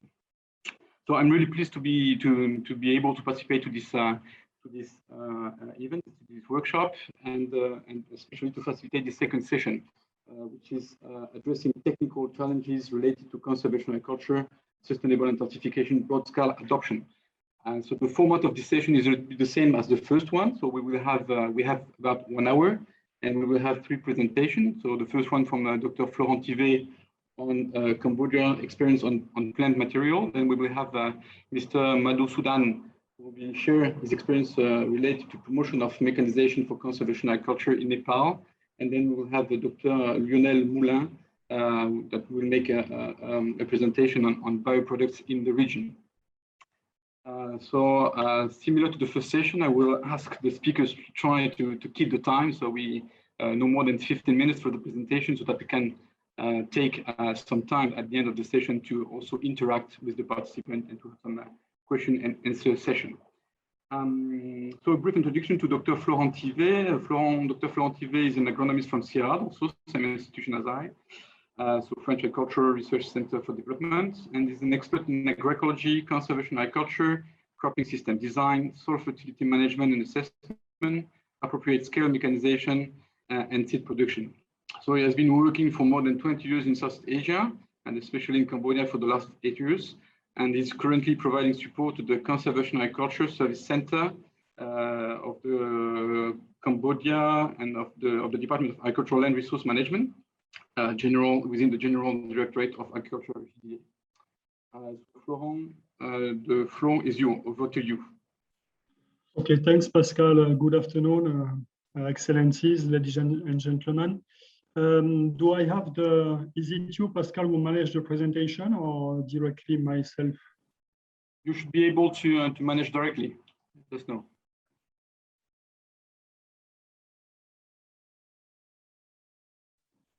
No, it does not seem that I can do it.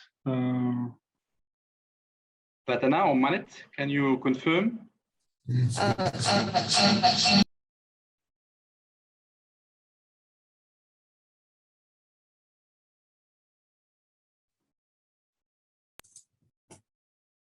Okay, so but I can tell you to move to the second slide, to the next slide, please. One more, please. So, okay, the presentation this afternoon, it's about the case study in Cambodia about the plant material and specifically the use of cover crops. So the outlines will be on four main sections. At the beginning, I will just give a recap about the main function of cover crops. I think that is, it's good to do it. It's a little bit general, but as we have a large audience today, it's better to emphasize what are the main functions that we are expecting. The second part will be briefly about the diversity of cropping system and the use of cover crop, but Dr. Sengbang already described most of the cropping system that we have in Cambodia under conservation agriculture. I will give also a focus on the genetic bank of cover crops that is currently managed by the Department of Agricultural and Resource Management. It's a unique asset, obviously, if we talk about the sustainability, if we talk about agroecological transition. So it's good to have an highlight on it. And the last part will be on the step forward to foster the uptake of cover crops and plant diversity. Next one, please.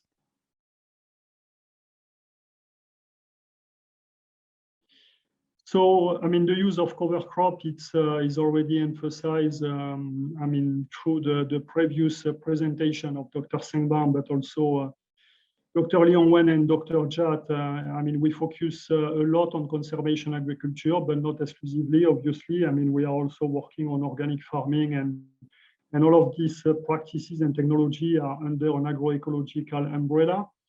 It was emphasized by Dr. Lee on his comment at the end of the session.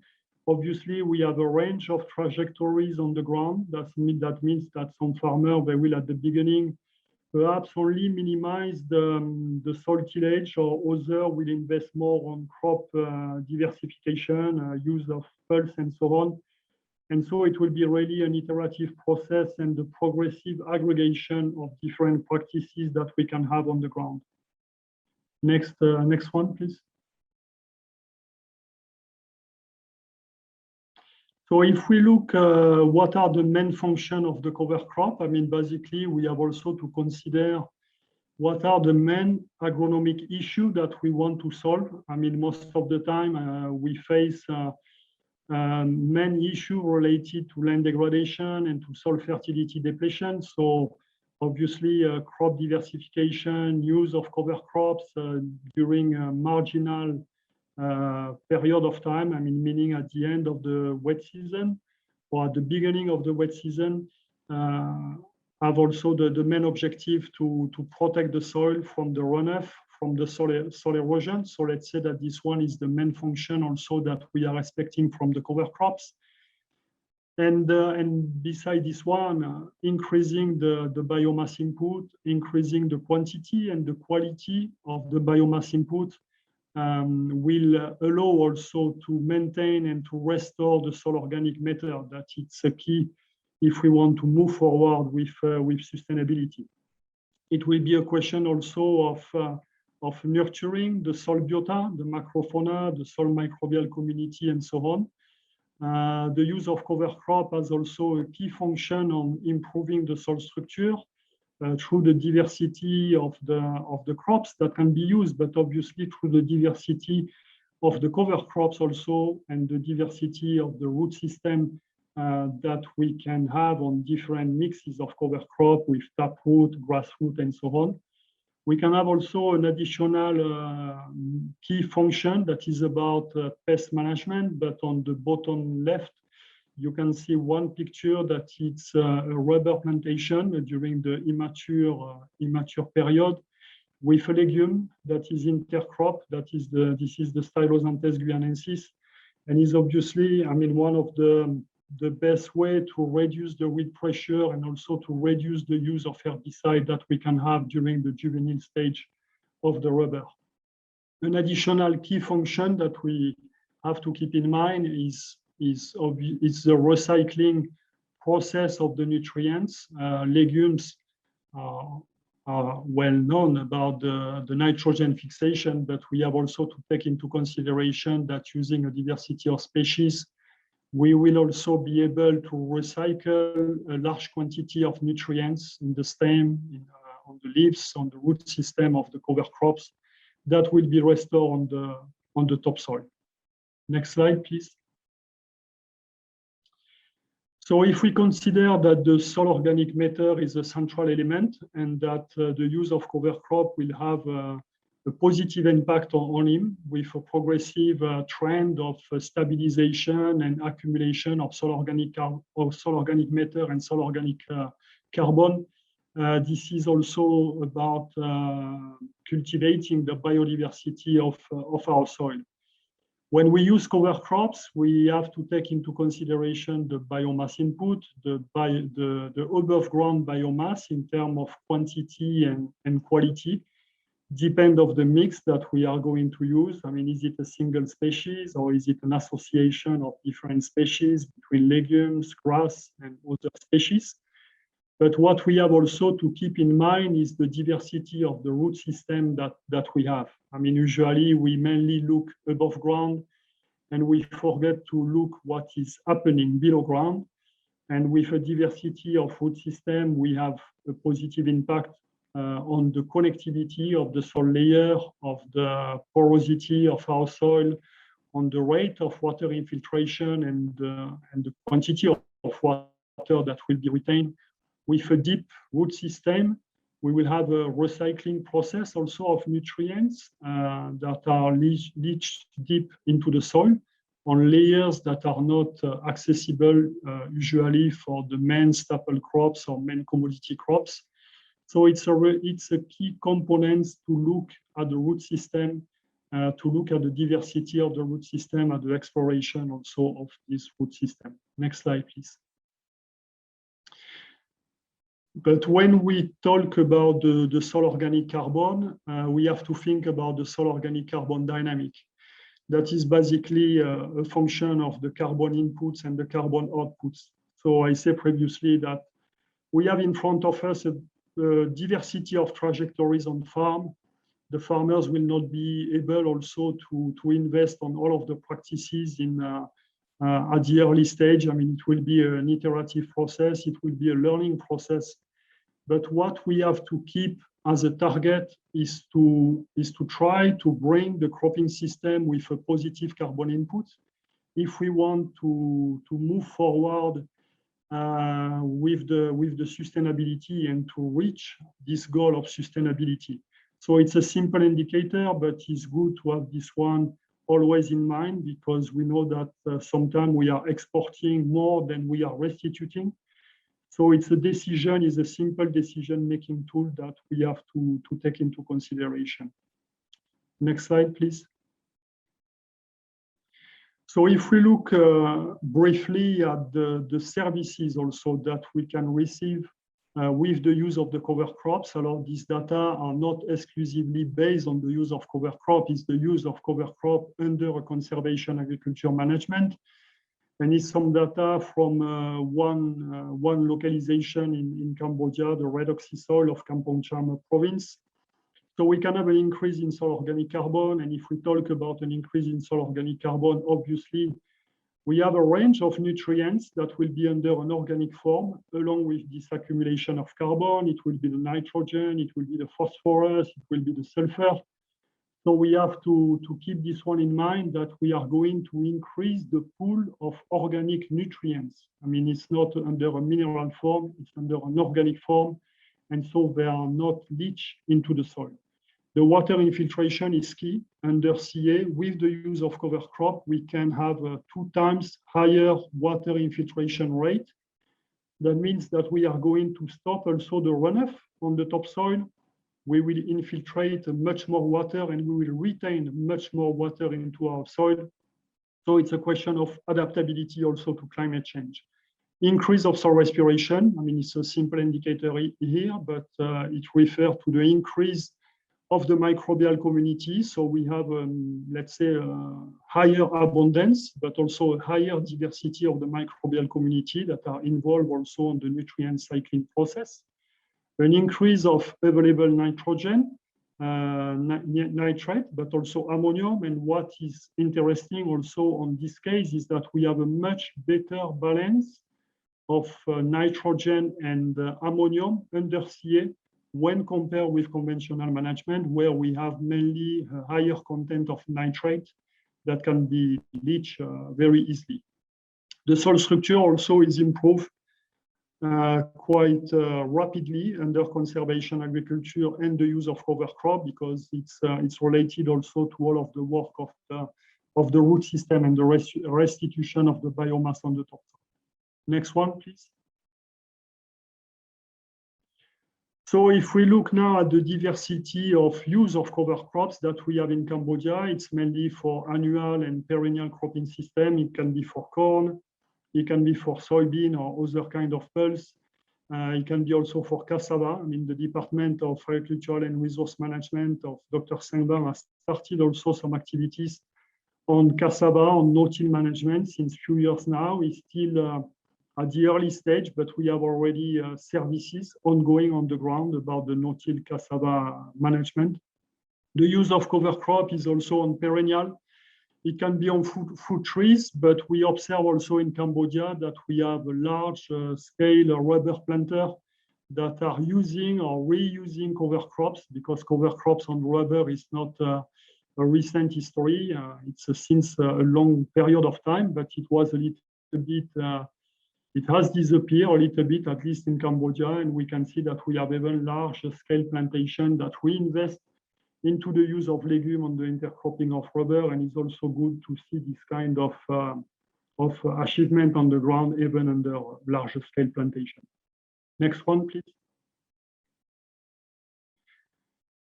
So another, I mean, a key element that we want to emphasize also today is the genetic bank of cover crops that we have in Cambodia since several years now, more than a decade.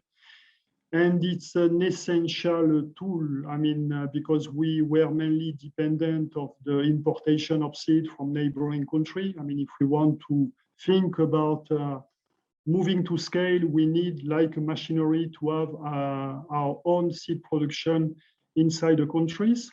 So currently the genetic bank is less than 50 species, but altogether it's more than 300 cultivars.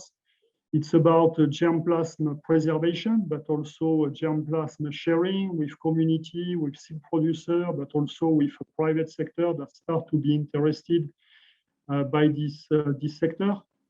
The number that you have here, about 7.5 tons of seed produce annually, is not a commercial based production. It's only for research, experiment, demonstration, on-farm demonstration, and also to provide the first set, the first package of seed to the farmers to support the first step of the transition. But what is happening since 2-3 years now is that we have also a seed producer that are established in some agro-ecosystem of Cambodia, and also connection with private entities and with a startup that the name is Smart Agro. Dr. Sengbang already emphasized this startup on his presentation. So it's an interesting move. It's still a small scale, but at least there is a genetic bank in Cambodia, and there is already a seed production ongoing on the ground in connection with the private sector. Next one. So just an highlight on organic farming is on the northern part of Cambodia, Prebehir province. We started this kind of activities only 2 years ago.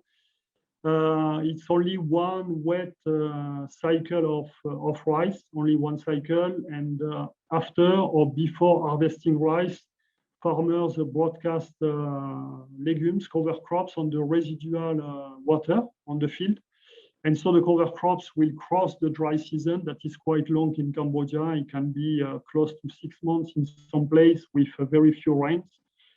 So beside the increase in yield that was observed immediately the first year, what was also interesting is to observe the change on the quality of the rice, and is key also under an organic value chain for the farmer to, at the same time, to have an increase in productivity, but also an increase in terms of premium for the organic rice that he is producing.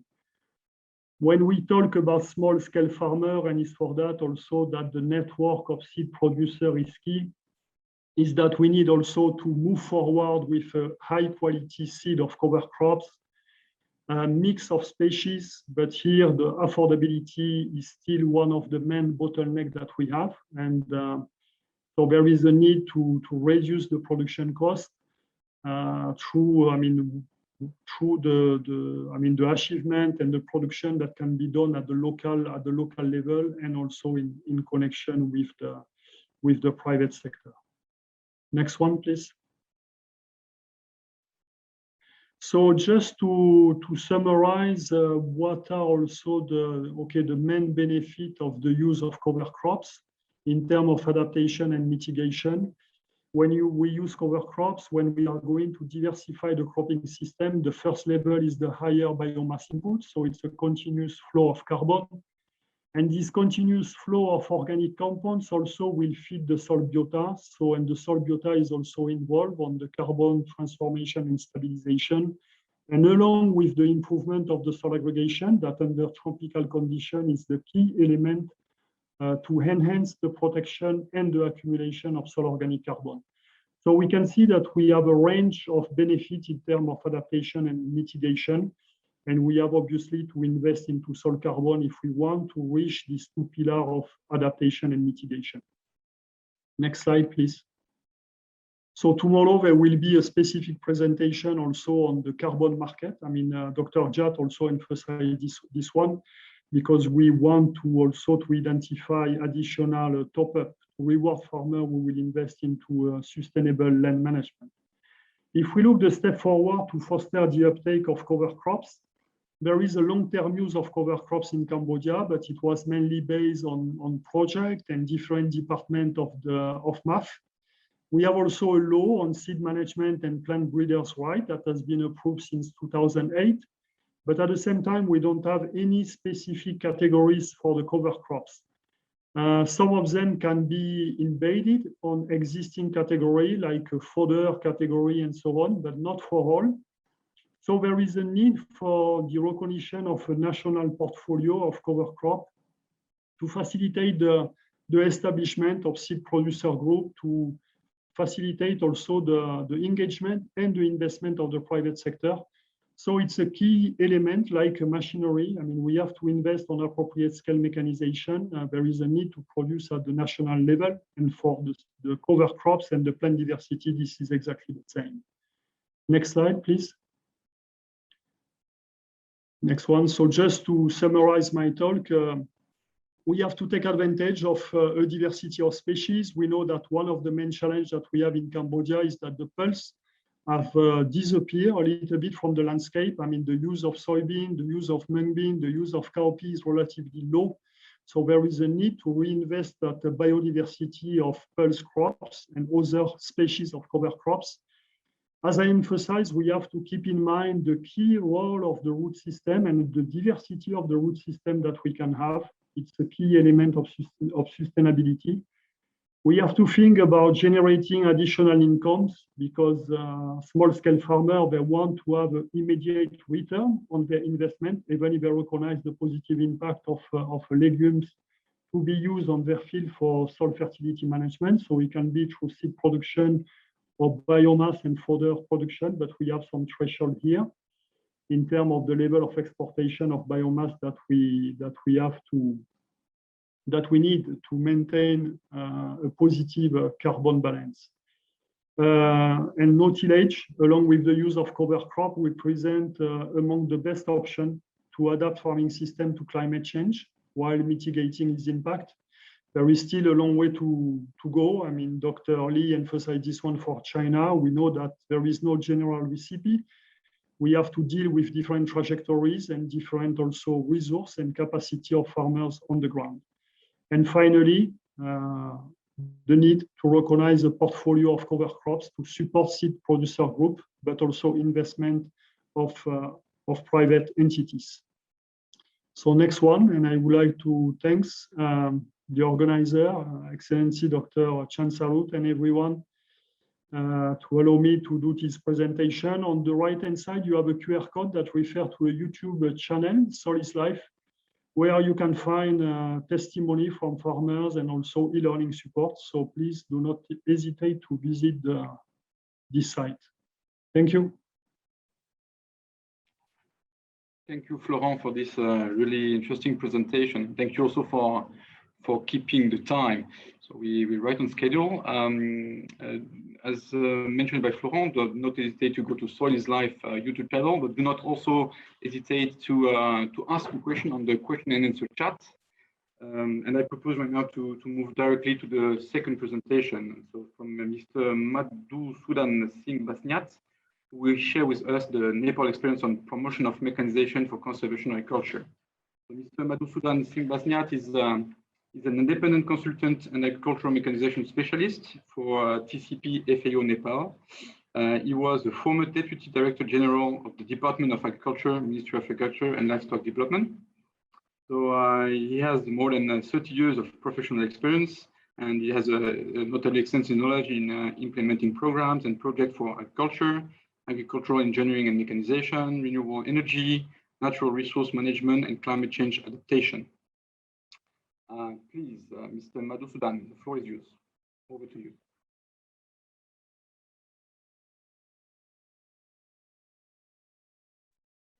Thank you, Dr. Pascal, for a nice introduction. So,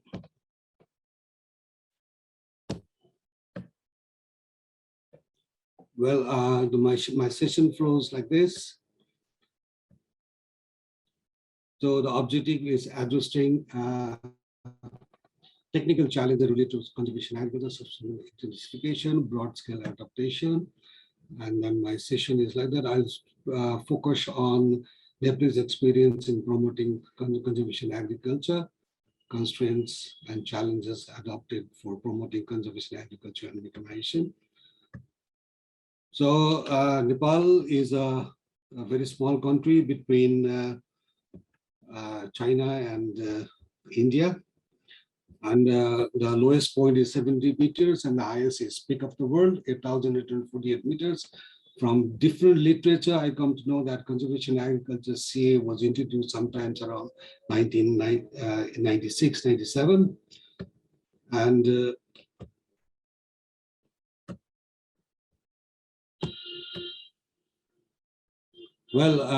we have agriculture development strategy, ADS. It's a 20 years development strategy. It started in 2015, and then it has one component in one strategic framework, food and nutrition security. It says that improved preparedness and response to emergency and climate smart practices has been mentioned on that. This agriculture development strategy.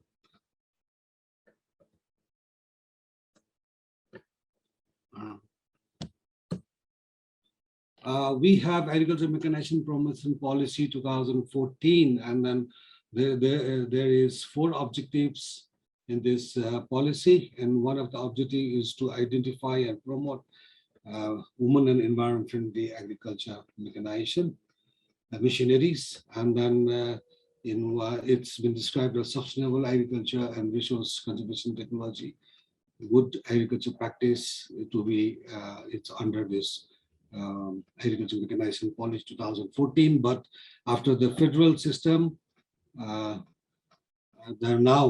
we are going to change, update this policy. And technologies in plain tarai, we have minimum tillage, reduced tillage, surface seeding, bed planting, different leisure land leveler, and so. In mid-hill and valleys, we use strip till, maize and wheat, contour farming, terrace farming. In hill, contour farming, terrace farming is used as a technology for conservation agriculture. This is government organization in conservation agriculture. Director of Agriculture Engineering is now merged to be Center for Agriculture Infrastructure Development after federal system. During Directorate of Agriculture Engineering, we used to demonstrate resource conservation technology from 2005-06, and we demonstrated more than 30 locations, and adaptation is going on. And then the cost reduction by that, the results show that cost reduction has come to reduced by 30%, the production increased by 25%, net income increased by 27.5%. And there's another organization, Crop Development Directorate, now Center for Crop Development and Agrobiodiversity Conservation. They have allocated budget for the local government to promote CASI, and result it has to become.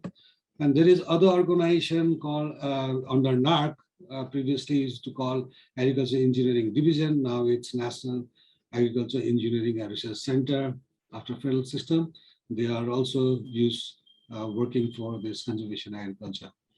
And there is another organization under NAC, Nepal Agriculture Research Council, is Agriculture Implement Research Center at Tarai, Birgans, and they've been doing on-farm research at outreach research, and they've been using different technologies. And zero-till tractor-driven seed drill has shown significant good results for wheat. And laser land leveler, adaptation of laser land leveler has been done in Tarai area, and it's getting popular day by day. And there's another organization under NAC, which is organization, National Maize Research Program. They've been using this conservation agriculture for a long time, and then it's permanent bed planting and then cover crops and all. So there is custom mining centers who provide lease their equipment for laser land leveler, zero-till seed drill. There are various custom mining centers having zero-till seed drill in Tarai, and there are few in the hill areas. And development organized in conservation agriculture, FAO had a program for reducing vulnerability and increasing adaptive capacity to respond to impact of climate change. It has also had some conservation agriculture activities. It was completed by August 2019. They also used to have demonstration and distributed this zero-till seed drill. And this CISA, Cereal System Initiative for South Asia, it's a USAID funded program, and then they used to promote DSR and then zero-till, and they used to have a FM radio jingle, and they promoted DSR in more than 300 hectares in mid and far west region. Other organization, development organization, is it's funded by Australian Centre for International Agricultural Research, ACRIS, and is managed by CIMET, and it's a East Gangetic Plain Cross Boundary Program, Sustainable and Resilience Farming System Intensification, SRFSI, and it's Bangladesh, India, and Nepal. In Nepal, they have program on 2 districts, Tanusha and Sunsari, and then and the stakeholder are NARC. They had a major findings in direct seeded rice, maize, zero-till maize, and then even awareness activity has been carried out by this program. Altogether 649 were trained, out of them 20% were female, and even they were into the program of zero-till crops and laser land leveler in project implementation district, and zero-till wheat was mostly adopted, and area has been increased in zero-till wheat. And even one of the stakeholders was Department of Agriculture. They were basically involved in capacity development of junior technicians and technicians, service provider, and then they train farmers in conservation agriculture. Then farmers and this implementing partner member visited West Bengal, Kuch Bihar, to learn the technology. And finally, constraints and challenges for adopting and promoting conservation agriculture. Mechanization, the policy inconsistent. Government sometimes say 50% subsidy in machines, sometimes 75%. And now after federal system, all the federal government has their own subsidy systems and all. So it's inconsistent. Weak in multi-sectoral linkage, coordination and cooperation. As I showed you in my last slide, there are so many sectors working on conservation agriculture, but the coordination cooperation is quite weak. And the main constraint is land fragmentation, and most of the land is been agricultural land has changed to non-agricultural purposes, and less government willingness in financing support and promoting conservation agriculture. low level of research finding available for addressing sea issues, and then low public investment in agriculture, no control of excess use of fertilizer and pesticides, and lack of recognition of farm machinery customizing entrepreneur. And as I told you, it's a very diversified country. So physical constraint of rock terrain and stiff topography, narrow terrace, and hill and mountain discourage use of machineries. Less knowledge about sustainable difference production method under climate change scenario. Limited capacity of adaptation of agricultural mechanization. So socioeconomic part, change in mindset is very difficult. It takes time, and farmers' inability to take risk and invest in new technology, poor knowledge for better, and then the competent use of crop residues, mainly for animal fodder. The crop residues are generally used for animal fodder, so it's another competent use. Subsistence farming, small farm size is another constraint. Gender constraints are another major concern. We have to advocate gender issues and all. External environmental issue, market and then value chain is another issue for adopting conservation agriculture. Lack knowledge on safe and integrated wheat management, that is another issue. Capital and financial is another issue. And technological constraint, limit to access to specific equipment and machineries.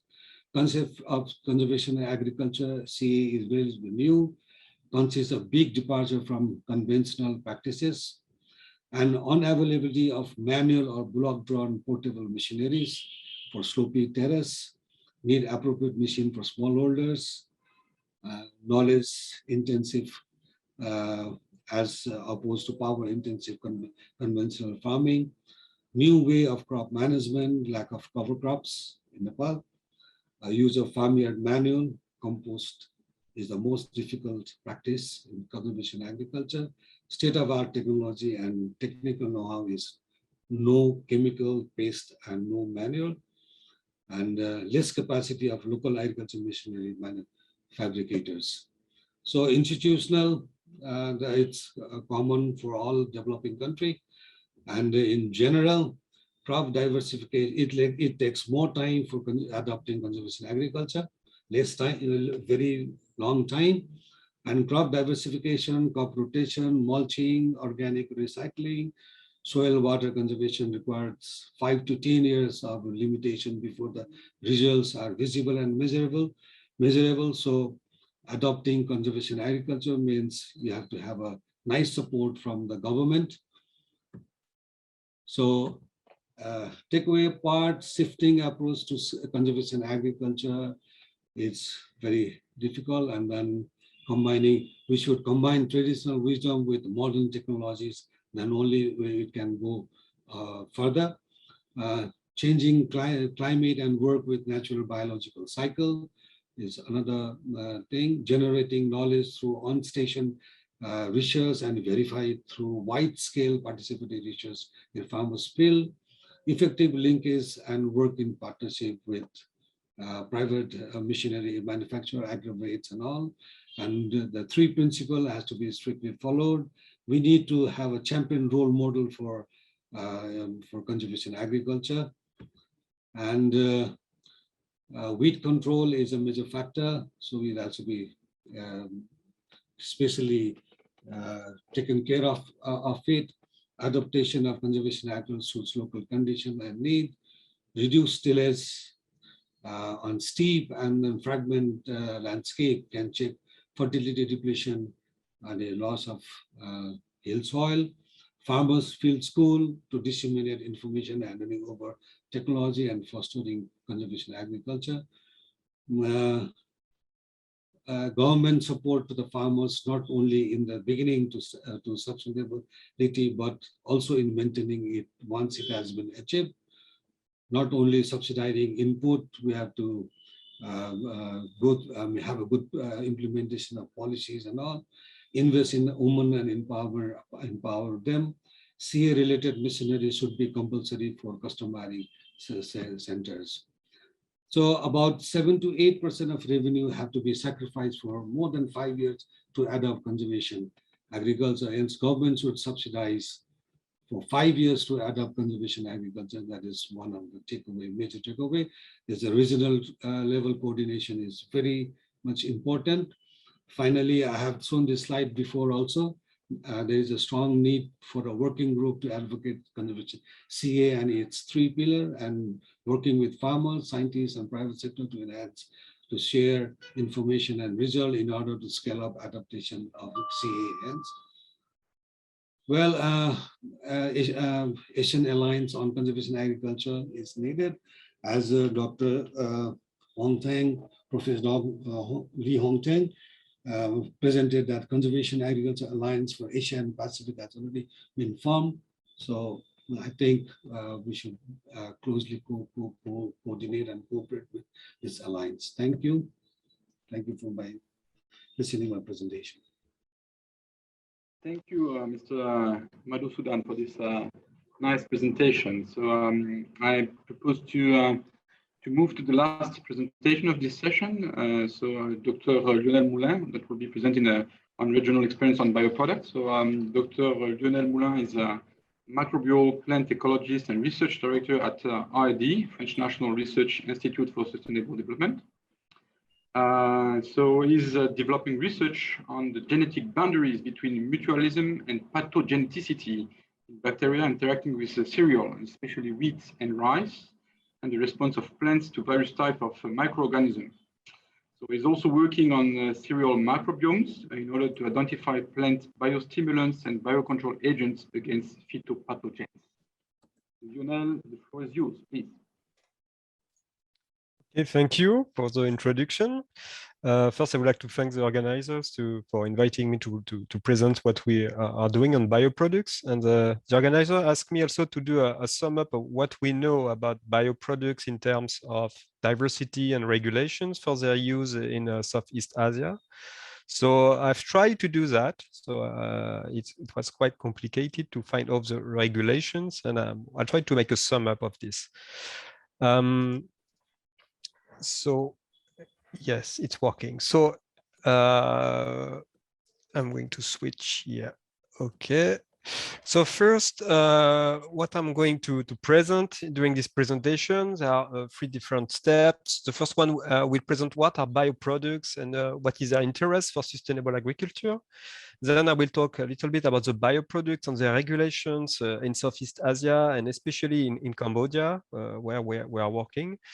And finally, I will present what we are doing now in Cambodia as part of the Healthy Rice program project, especially on bioproducts.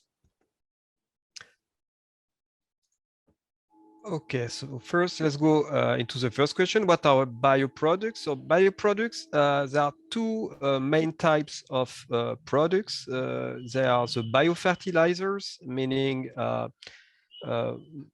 compounds or microorganisms that will increase nutrient use efficiency or even nutrients themselves for improvement of plant growth. And the second type of bioproducts, it's a biocontrol agents, sometimes summed up as BCA. So these can be living microorganisms, they can be microbe-derived compounds, and they also can be plant-derived compounds. So that's the 3 main types of products. So they can act on the plant with very different ways. They can protect against plant pathogens, for example, by stimulation of immunity. They can detoxify pollutants. They can fix atmospheric nitrogen, so they give the plant some ammonia for better growth. They can play roles in nutrient mobilization, expression of chromatic substances as phytohormones, for example. Of course, they can alleviate biotic and abiotic stresses. So they can be very important in agriculture, and their use has been developing very well in the last 20 years. There are different formulations for bioproducts that you can find on the market or are still under development, but mainly there are two types. There are others, but these are the two main types we can find on the market. Either they are trapped in a solid substrate. Usually a lot of systems use alginate beads, but you can see here on the pictures they can be big or very small beads to where you will coat the bioproducts around, or they can be liquid. That is used, for example, for spraying the leaves of plants in the fields. So there are different strategies for microbial inoculants. So either you can inoculate a single strain. That is the most classic approach because of regulations that are quite difficult. So usually that is on the market, you will find mainly inoculation with single strain products. So this can be PGPR, what we call plant growth promoting rhizobacteria. They can be microbial based fertilizers like nitrogen fixers or phosphate solubilizers, for example. They can be biocontrol microorganisms for pest and pathogen management, and they more recently, people are starting to work on the microbiome of plants, meaning they try to inoculate not one, but a complexity of a mix of strains that seems to be very important for the stability and health of the plant. You can also inoculate a microbial consortium, so it would mean a mix of strains, but that will be challenging because you need to obtain registration for each microbial strain that will be used in this consortium. Or you can inoculate an entire soil microbiome or mixture of soil inocula that is called the microbiome therapy. And that approach is interesting since it escapes regulations because you don't inoculate microorganisms, but you inoculate a soil. So it's sometimes can escape regulations. But it's mainly used for soil restoration, and it has been used, for example, to inoculate what we call suppressive soils, meaning soils that contains microorganisms that suppress disease of plants. So these are different strategies that can be used. It's not working. Yes, it's working. So what about the regulation of bioproducts? Oops, I think I missed one. No, it's okay. Yeah, what about the regulation? So I say in Cambodia, but I will talk more about, in fact, Southeast Asia in general. So there are two types of regulations. The first one is about pesticides. It will concern all chemical pesticides. And for the bioproducts, it's another regulation that exists just since 2017.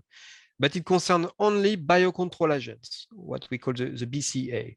And what this regulation says is that the Cambodian registration form of biocontrol agents is aligned with the ASEAN guideline on regulation, use and trade of BCA. So Cambodia has aligned its regulation with the ASEAN guidelines. So it means every product that is already registered in the ASEAN can be used in Cambodia. Oops, I've been too fast, sorry. So for the BCA that are concerned by this regulation, there are 4 groups of products.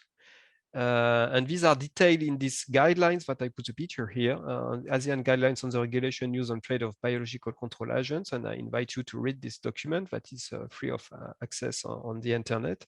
It's very interesting because it gives you really the different regulations for each category of products. And this category are either microbial control agents, so meaning living microbial strains of fungi or bacteria. It concerns also macroorganisms, so what we call macrobioles. It can concern also semiochemicals, so it will be plant-derived or microbial-derived hormones or molecules like pheromones or other types of products. And it also concern natural products as plant extract or botanical fermentation and other products, so more plant-derived products. So each of these categories has very specific regulations. When we look at what is already on the market in the ASEAN, there is already 471 products, in fact, already available. That will be in Indonesia, Laos, Malaysia, Philippines, Singapore, Thailand, Vietnam. So quite a lot of products. It's very redundant. Usually you will find a lot of the same products under different landmarks. But what about Cambodia? In Cambodia, it's much more restricted. There are only 3 products that are authorized. There is Trichoderma Arnasium, that is an endophytic fungi that will help in the biocontrol of different fungal disease. And there are also 2 other products for insect biocontrol, that is Bovaria and Metarhizium. These are the only products that are already registered in Cambodia.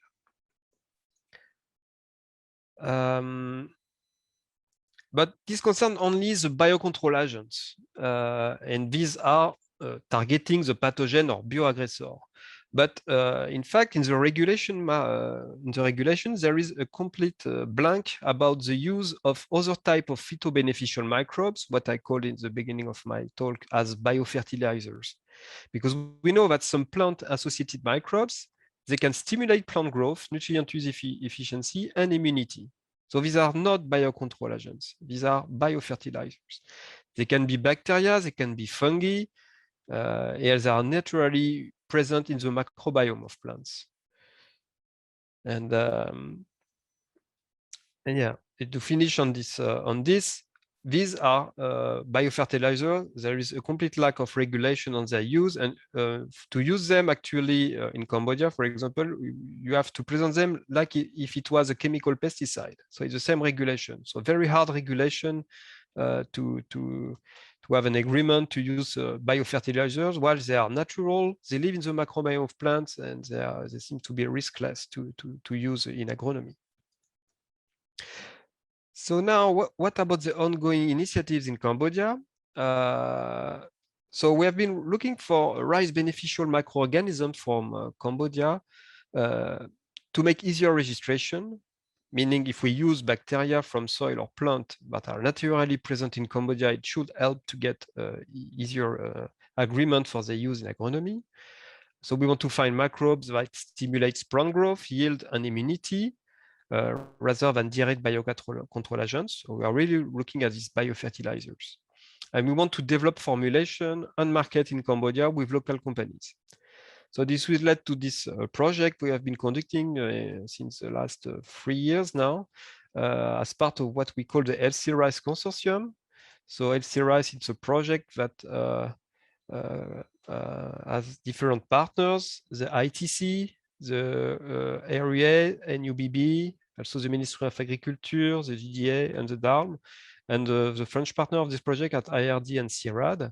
And as part of this consortium, we are particularly focusing our activities on the working hypothesis, which is that diversified rice-based cropping system with low chemical inputs can be a sustainable alternative to the current conventional rice cropping. And especially in this project, one side is to look at the use of bioproducts for rice production and health. So I will just give you a very quick snapshot of there are different tasks in this project. One is concerned by diversified rice cropping system studies, especially partners are working on this topic. Me, I'm more involved on the plant health topic in task 2, and especially in this task 2, we have a focus on bioproducts for rice. So what exactly are we doing? We are looking at conservation agriculture system in Cambodia, and we have been looking at the microbiome of roots of rice growing in these systems. And also in parallel, we are conducting what we call a culturable approach, meaning that we are trying to cultivate all rice root associated bacteria that are associated to rice in these systems. So we isolate and cultivate a lot of microorganisms, and we evaluate their phytobeneficial traits in terms of plant growth and plant immunity. As part of this project, LC Rice, we have already screened a lot of bacteria, and we have especially focused on 6 of them that are listed here from rice roots, but coming from Stunkinit, conservation agriculture systems. And we have tried to monitor the impact of inoculation of this bacteria on rice in the field. And we have compared it to a product that is already available, that is a fungal endophyte, Trichoderma asianum. And so we have made a design in the field with a lot of replicates, and we have inoculated with rice, jasmine rice, and it was Scarondol genotype.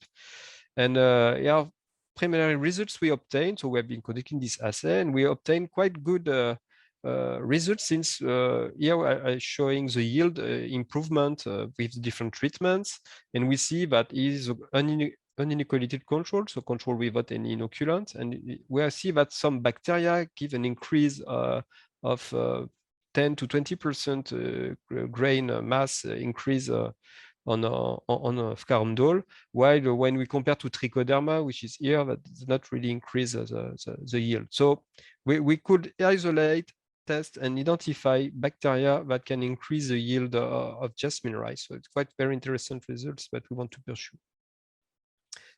So ongoing and future work about this approach, we want to increase our collection of rice-associated bacteria and screening for yield increase and biocontrol capacities. And for this, we have a Cambodian student starting in October. So yeah, a few days now. But we'll work at ITC in Phnom Penh to isolate many bacteria and test them for phytobeneficial capacities. And we want also to produce rice root microbiome data in the different conservation agriculture-based systems.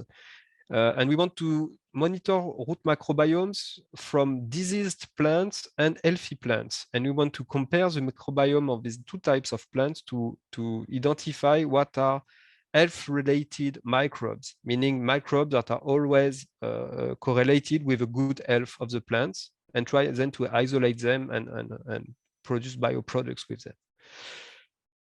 We also have in mind to look at other biofertilizers, not bacteria, but fungi. And we are particularly interested in mycorrhizal fungi, especially for rainfield systems for rice, because fungi, they don't like, mycorrhizal fungi don't like really being drowned. So it's also something that we have in mind to develop. Okay, it's time to go to the key takeaways from the bioproducts. So what I try to show you is that biocontrol agents and biofertilizers have high potential to increase yield and reduce the use of pesticides in Southeast Asia.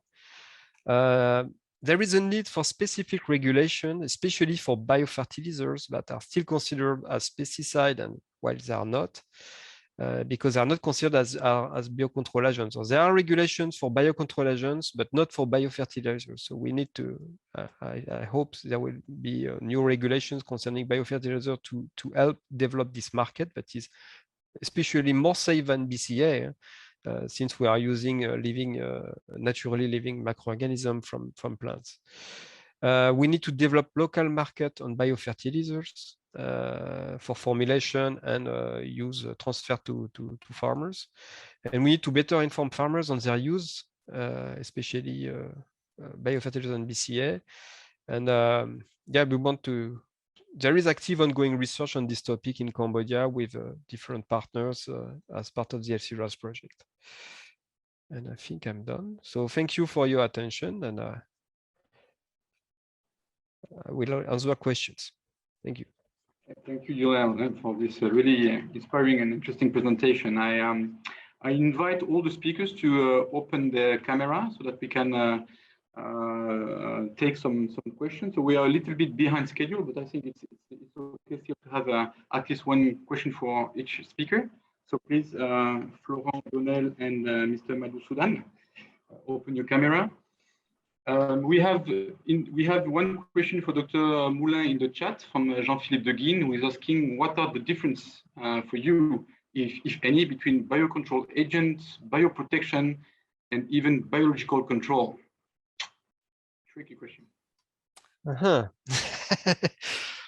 So difference between biocontrol agents, bioprotectants. Well, bioprotection and biological control. Well, it's for the regulations, it's exactly the same. I mean, for the regulations, I think it does fit in the same category because you act directly against pathogens. Usually, yeah, it's quite tricky question because there are many different ways of acting against pathogens or bioaggressors. So it depends also if you talk about bioaggressor or phytopathogenic organisms that will act quite differently. Usually biocontrol agents, it will be more about destructing the pathogen, well, destructing the insect. I mean, the most known are Bovaria or other types like this that really infect the insect and destroys it. While bioprotectants, usually they are spread on the plant, I think. But I mean, there are different categories for sure. But in terms of regulation, it's the same regulation, meaning it's not different for them. But yeah, I'm pretty sure there are differences, but I think in terms of regulations, there's not. But in terms of how it's working, I guess maybe there is some differences. Thank you. We have one hand raised in the participant list. Dr. Sengwang, please. Yes, thank you, Dr. Pascal. Also, thank you, Dr. Molin, for your presentation. I'm, interested in your last slide mentioning about, the developing the market, local market for biofertilizers, specifically in Cambodia. So, I have 2 points: the biofertilizer used for rice. And how about your thought about the biofertilizer for non-rice, for example, for legumes production, such as the rhizobium, okay? And are you, like in terms of developing the market, the project or your team planning to produce that biofertilizers locally, I mean, made in Cambodia, and develop the market from that locally made biofertilizer? Yeah, thank you very much, Dr. Molin. Yeah.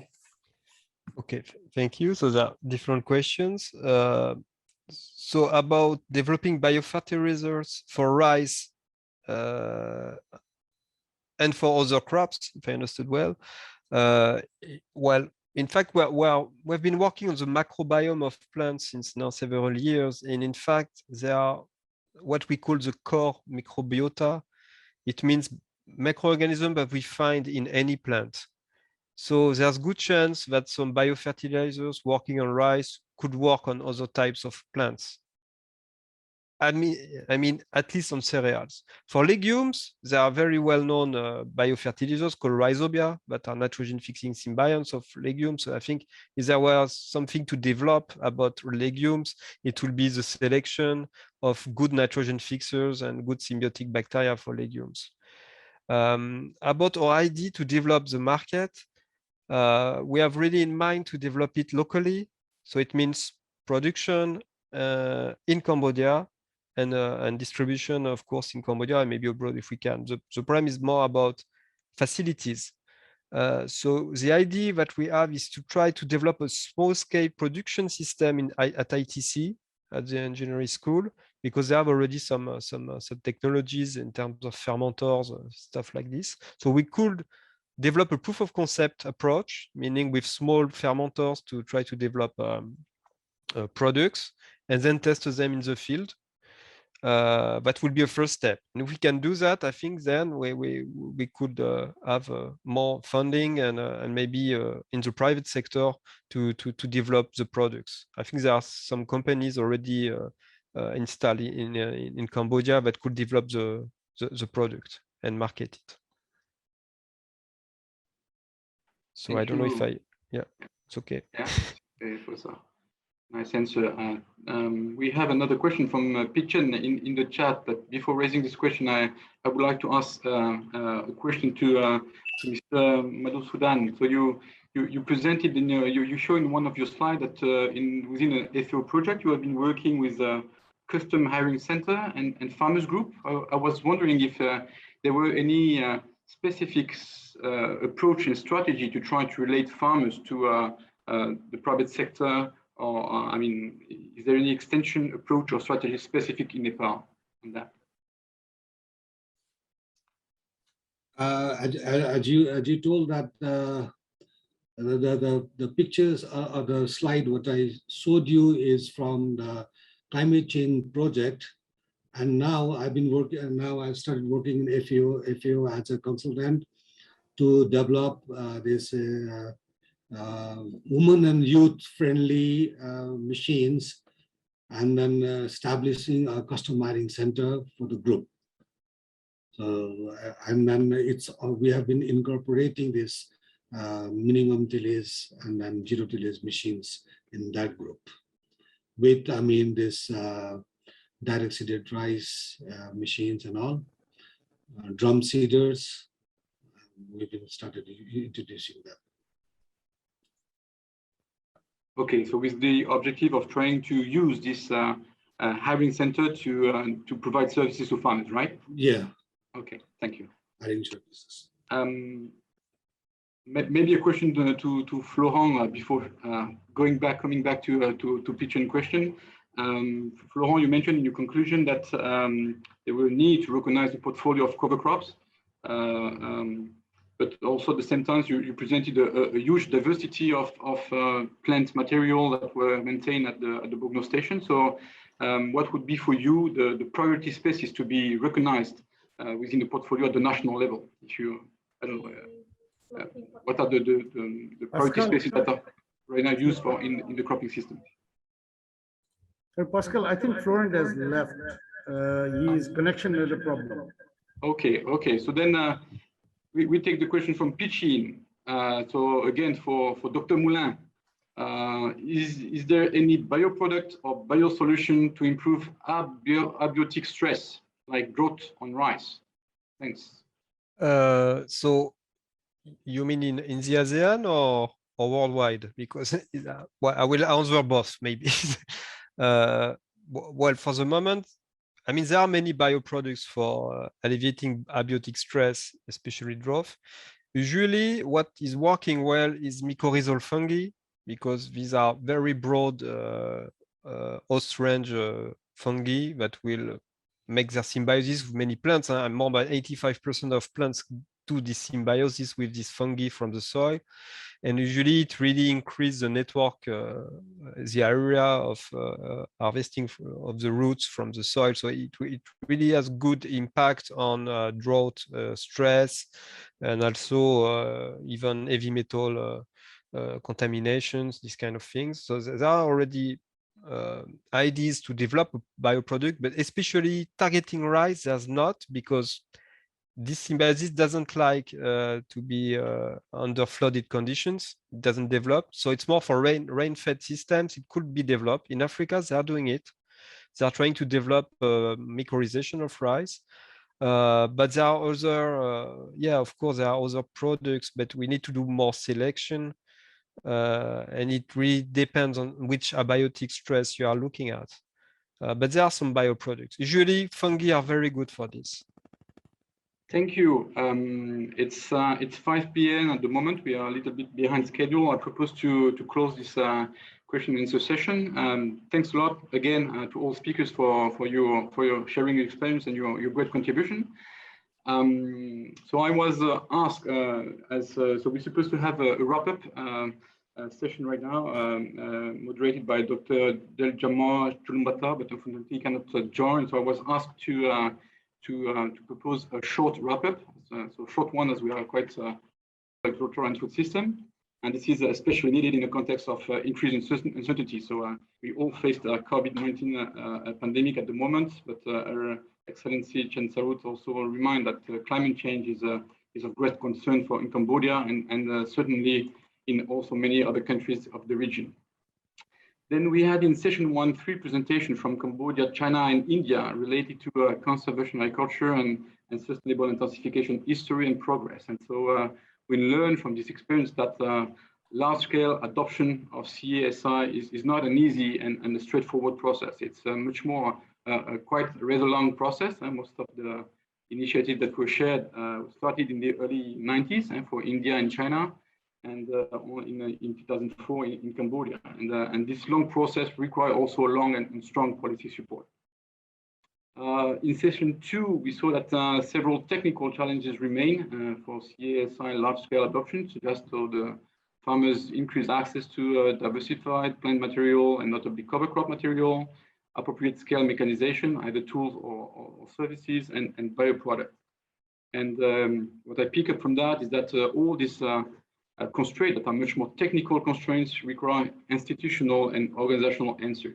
So I'll try to also better lay all the technical innovation with institutional and organizational one, and notably supporting policymakers to recognize plant material and bioproducts, especially biofertilizer, and also innovative intervention mechanism to better involve farmers in the private sector in the transitioning process, and also how to better link farmers' extension edges with the other markets of the actors. So I will stop here as we are running a little bit out of time. Vatana, if you could maybe, yes, so just to introduce a little bit the agenda for tomorrow. So we will have 3 additional and great session on, so the first one on how to manage diversity in conservation agriculture and sustainable intensification system. Another one on how to drive CASI dissemination process. And the last one, exchange with development partners on how to enable CA environment. And then consultative discussion on the workshop at the end. So I would like again to thank all the speakers for sharing the experience and vision, and a special thank to the organizing committee, Vatana, Manit, Rajiv, and others for their great efforts preparing and supporting the organization of this workshop. We apologize for the technical issues that we faced today, and we'll try to improve that for tomorrow. I wish you all to stay safe and hope to see you tomorrow at 1:45. So we will start with this video broadcast session on CASIC and our second day of workshop. Thank you and goodbye.